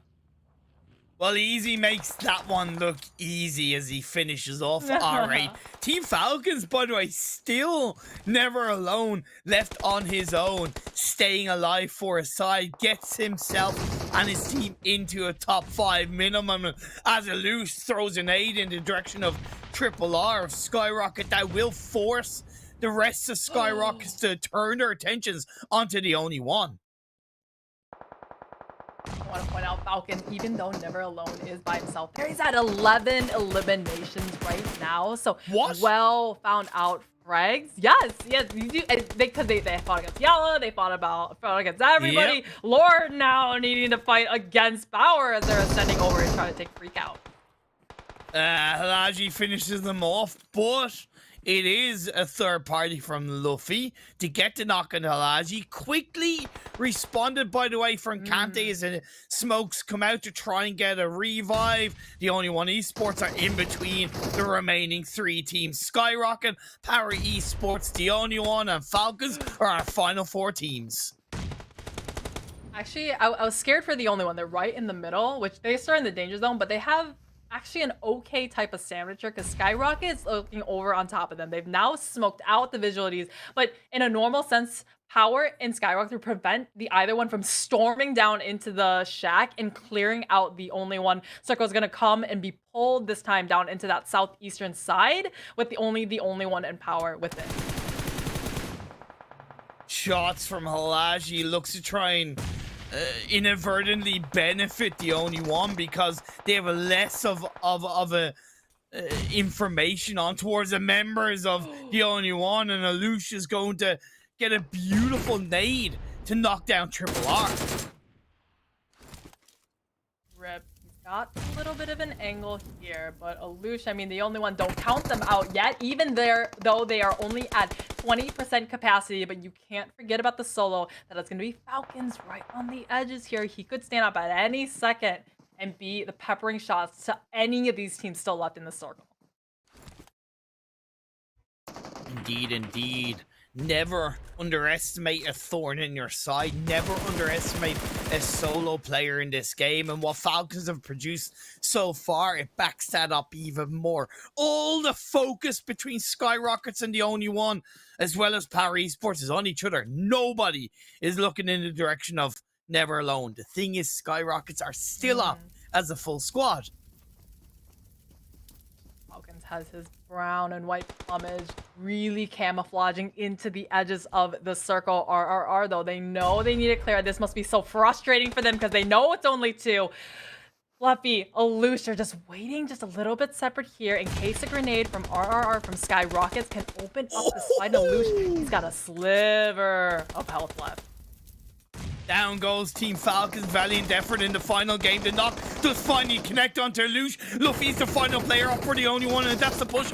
Exactly the kind of push that SKYROCKET need to move down the hill and into a controlling position on the edge of the circle. They know that POWR Esports have that lower ground position. They knew that they were a threat for a third party, but RRR with an aid in his hand does get a bit of a knock, but it's instantly responded by one of the SKYROCKET teammates, and Rip sends himself around. He is the last player up for his side. POWR Esports look to finish this game with the chicken dinner and find themselves a back-to-back in day 3 of PMPL Super Weekend 3.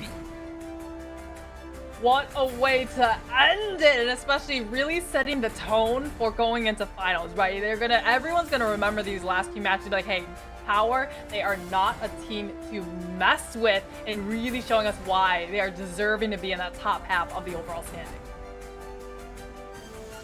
Very, very strong result. They moved away in the right position to go from the southeast to the northeast. They then got a little bit of circle luck. However, they took advantage of that by catching out 2 of the only one players. And I unfortunately do have to say, if the only one had stayed up as a full squad, it probably would have been a bit harder for POWR Esports. That isn't their fault. That is POWR Esports taking clean advantage, and in the end, they got the chicken dinner. Such an exciting end to the tournament, despite nothing really being on the line. I think nothing being on the line except for the $1,000, right, for the chicken dinner, and the POWR. I mean, that was their last chance, right? The last $1,000 that could have been won by any of these teams. I'm sad we didn't see SKYROCKET's get a chicken dinner today, right? Did they? I don't think so. I don't think they got a single chicken dinner today. No. No, No, they they didn't. used But it all still, up but yesterday. still a great day. Like, I think they ended with a total like 60 something points in a day. And if you take their Super Weekend performances as a whole, every single day it's been pretty high quality. So yeah, they are riding high up in space coming into the finals. Let's look at the second page of the standings coming into this final game. A lot of the teams that went out early and I think really fed those eliminations to FALCONS, because remember at the end I was like, wow, he's never alone as one person left, but he has 11 eliminations. It was teams like YALLA. I'm trying to remember which other teams there, but they definitely had that full-on 4v4 fight really far on that northern side to take YALLA out of the match. On a side note, by the way, the only one getting themselves 14 points in that final game. As far as I know, that is the only one did get a 26-point result. I think it was a chicken dinner in the final game of Super Weekend number 1. But outside of that, as far as I know, that's the only one stronger result. And in a day as a whole, they scored 41 points. So genuinely, well done to them. I said I wasn't going to be super happy unless they got a minimum of 2 decent results, and they got 3 today.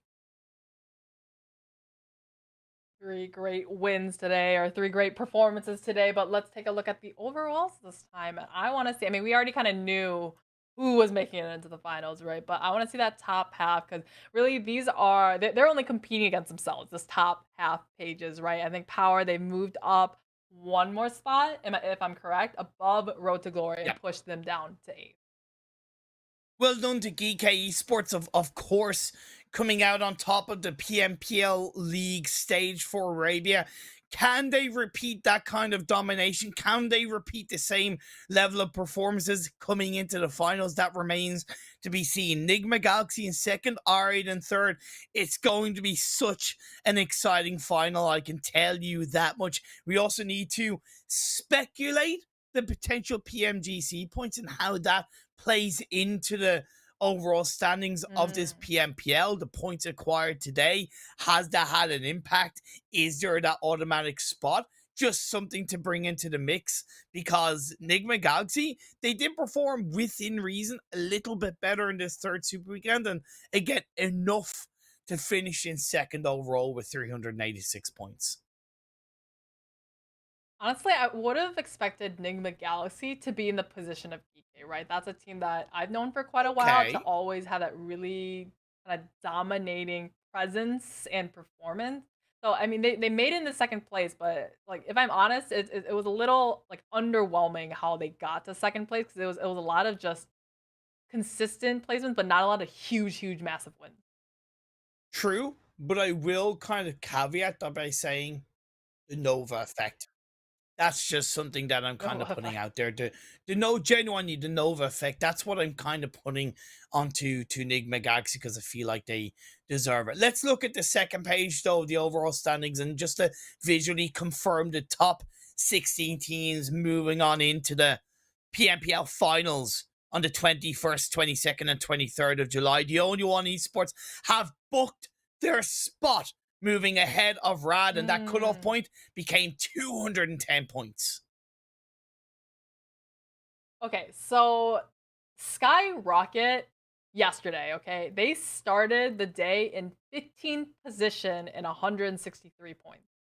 Wow. So they went from 15th and they ended yesterday in 11th and have now jumped from 11th up into 9th. So to move from, well, 15th, which is barely qualifying, right? Really solidified in 9th place. And even if you think beyond that, they didn't make the first super weekend. So they started with one entire less weekend. So they have 30 matches under their belt. But they have more points than even YALLA, like even the only one who has competed in every single weekend. Monica, even better. They came into this super weekend on a total of 104 points.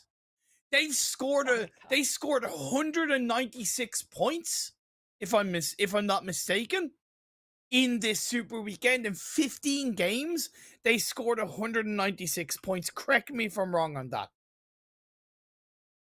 I think you are right with that, and that is almost matching. If you remember GEEKAY last weekend, Yeah. they did 206 points in one weekend. So Yeah. SKYROCKET's really the only one that seems to be competing against GEEKAY.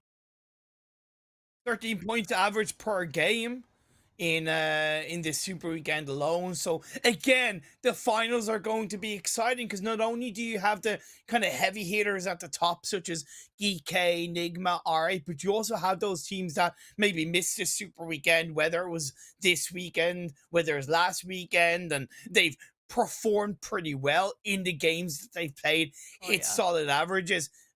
The teams do start back at square one coming into the finals as well. You better get your popcorn ready, better get your soda, your pop, everything, because it's going to be super exciting and definitely a thriller to watch. But Imperium, I think we need to say goodbye, though, to our last page teams, right? Yeah, Rad, 90th minute, Vista Gaming, and Cur 12. Definitely a surprise to see Rad not make it into the PMPL Arabia finals. But again, it just is a testament to the ever growing level of competition in the Arabic region and the MENA region as a whole, I might add. So commiserations to all four of those teams. Genuinely thank you for playing as much as you could, like playing as good as you could in the moments, for putting yourselves out there week in, week out, game in, game out. It was an absolute pleasure to cast your games and tell your stories and be part of the ups and downs. I look forward to seeing all of these players, all these teams later down the line. Really, I mean, this is the first season I've got a cast in the PMPL Arabia, so I am even more excited to see the finals for the very first time. But I mean, I just can't wait, Imperium. Yeah, it's going to be very, very exciting. And while we wait for the PMPL finals, you can get involved with the Grand Banquet in game. All you have to do is get the ingredients to make more dishes. Let's share and spread our happiness together. And while you're at it, you can draw for a discount for free every single day, up to 70% off as a group discount. So get involved in the in-game events while we wait for the PMPL Arabia finals. Yeah, we got about a week and a week and change, right? Off until the final. So these teams are going to be going back. They're going to be watching the streams, and they're definitely going to be reviewing to see how did SKYROCKETs do so well this weekend? How did GEEKAY do so well the weekend before that? And really trying to analyze and see where are the points of weakness that we could possibly hit and crack this team. Lots of questions to be answered. Lots of time for the teams to prepare. 12 days exactly from now, the time starts. the clock starts to tick down. 12 days before we get the start of the PMPL Arabia finals. Before we close things out, I want to give you a bit of a moment to kind of share your thoughts across this whole PMPL Arabia before we get into the finals. I think there's a lot of other regions that I watch. It's usually always, hey, these three teams or something. They're always just dominating every single lobby, right? And it's not quite as dynamic. This region though, I've definitely seen it's much more balanced, right? Of course, we have GEEKAY, we have those kind of really big outliers, but we've seen like SKYROCKETs, right, coming out of the ashes of their first weekend like a phoenix and able to climb up into 11th place despite not making a single or making the first super weekend. So I really like how much more balanced and dynamic these teams are.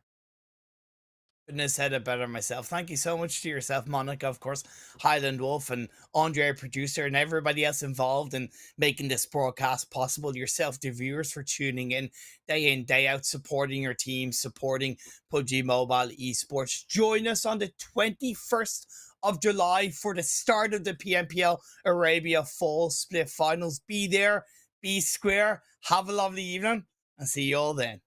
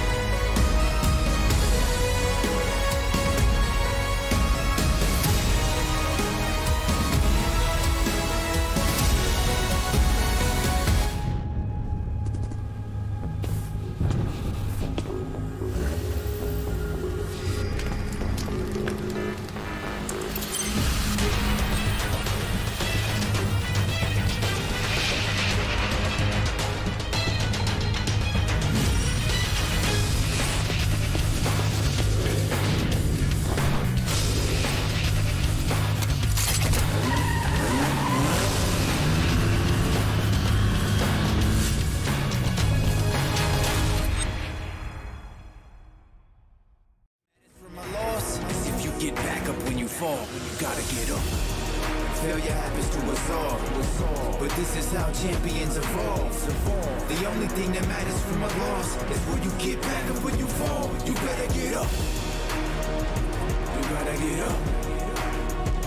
You gotta get up. I need you to get up. get up. You witnessing a champ in the making, fueled by your passion for greatness. Yeah, but adversity and bad situations meet us in the middle of the paths that we taking. But it's what you do after that makes men. Will you quit or will you stand up and face it? Tell me, do you have what it takes to swing back when this life asks for the fade? Can you tell me you'll adapt to the change when the punch lands and it puts you flat on your face? After you wake, will you stand up and say, get mad, hit back, lit match to the flames? Failure happens to us all, but it's how champions evolve. The only thing that matters from a loss is if you get back up when you fall. You gotta get up. Failure happens to us all, but this is how champions evolve. The only thing that matters from a loss is when you get back up when you fall. You gotta get up. You gotta get up. You gotta get up. I need you to get up. Get up.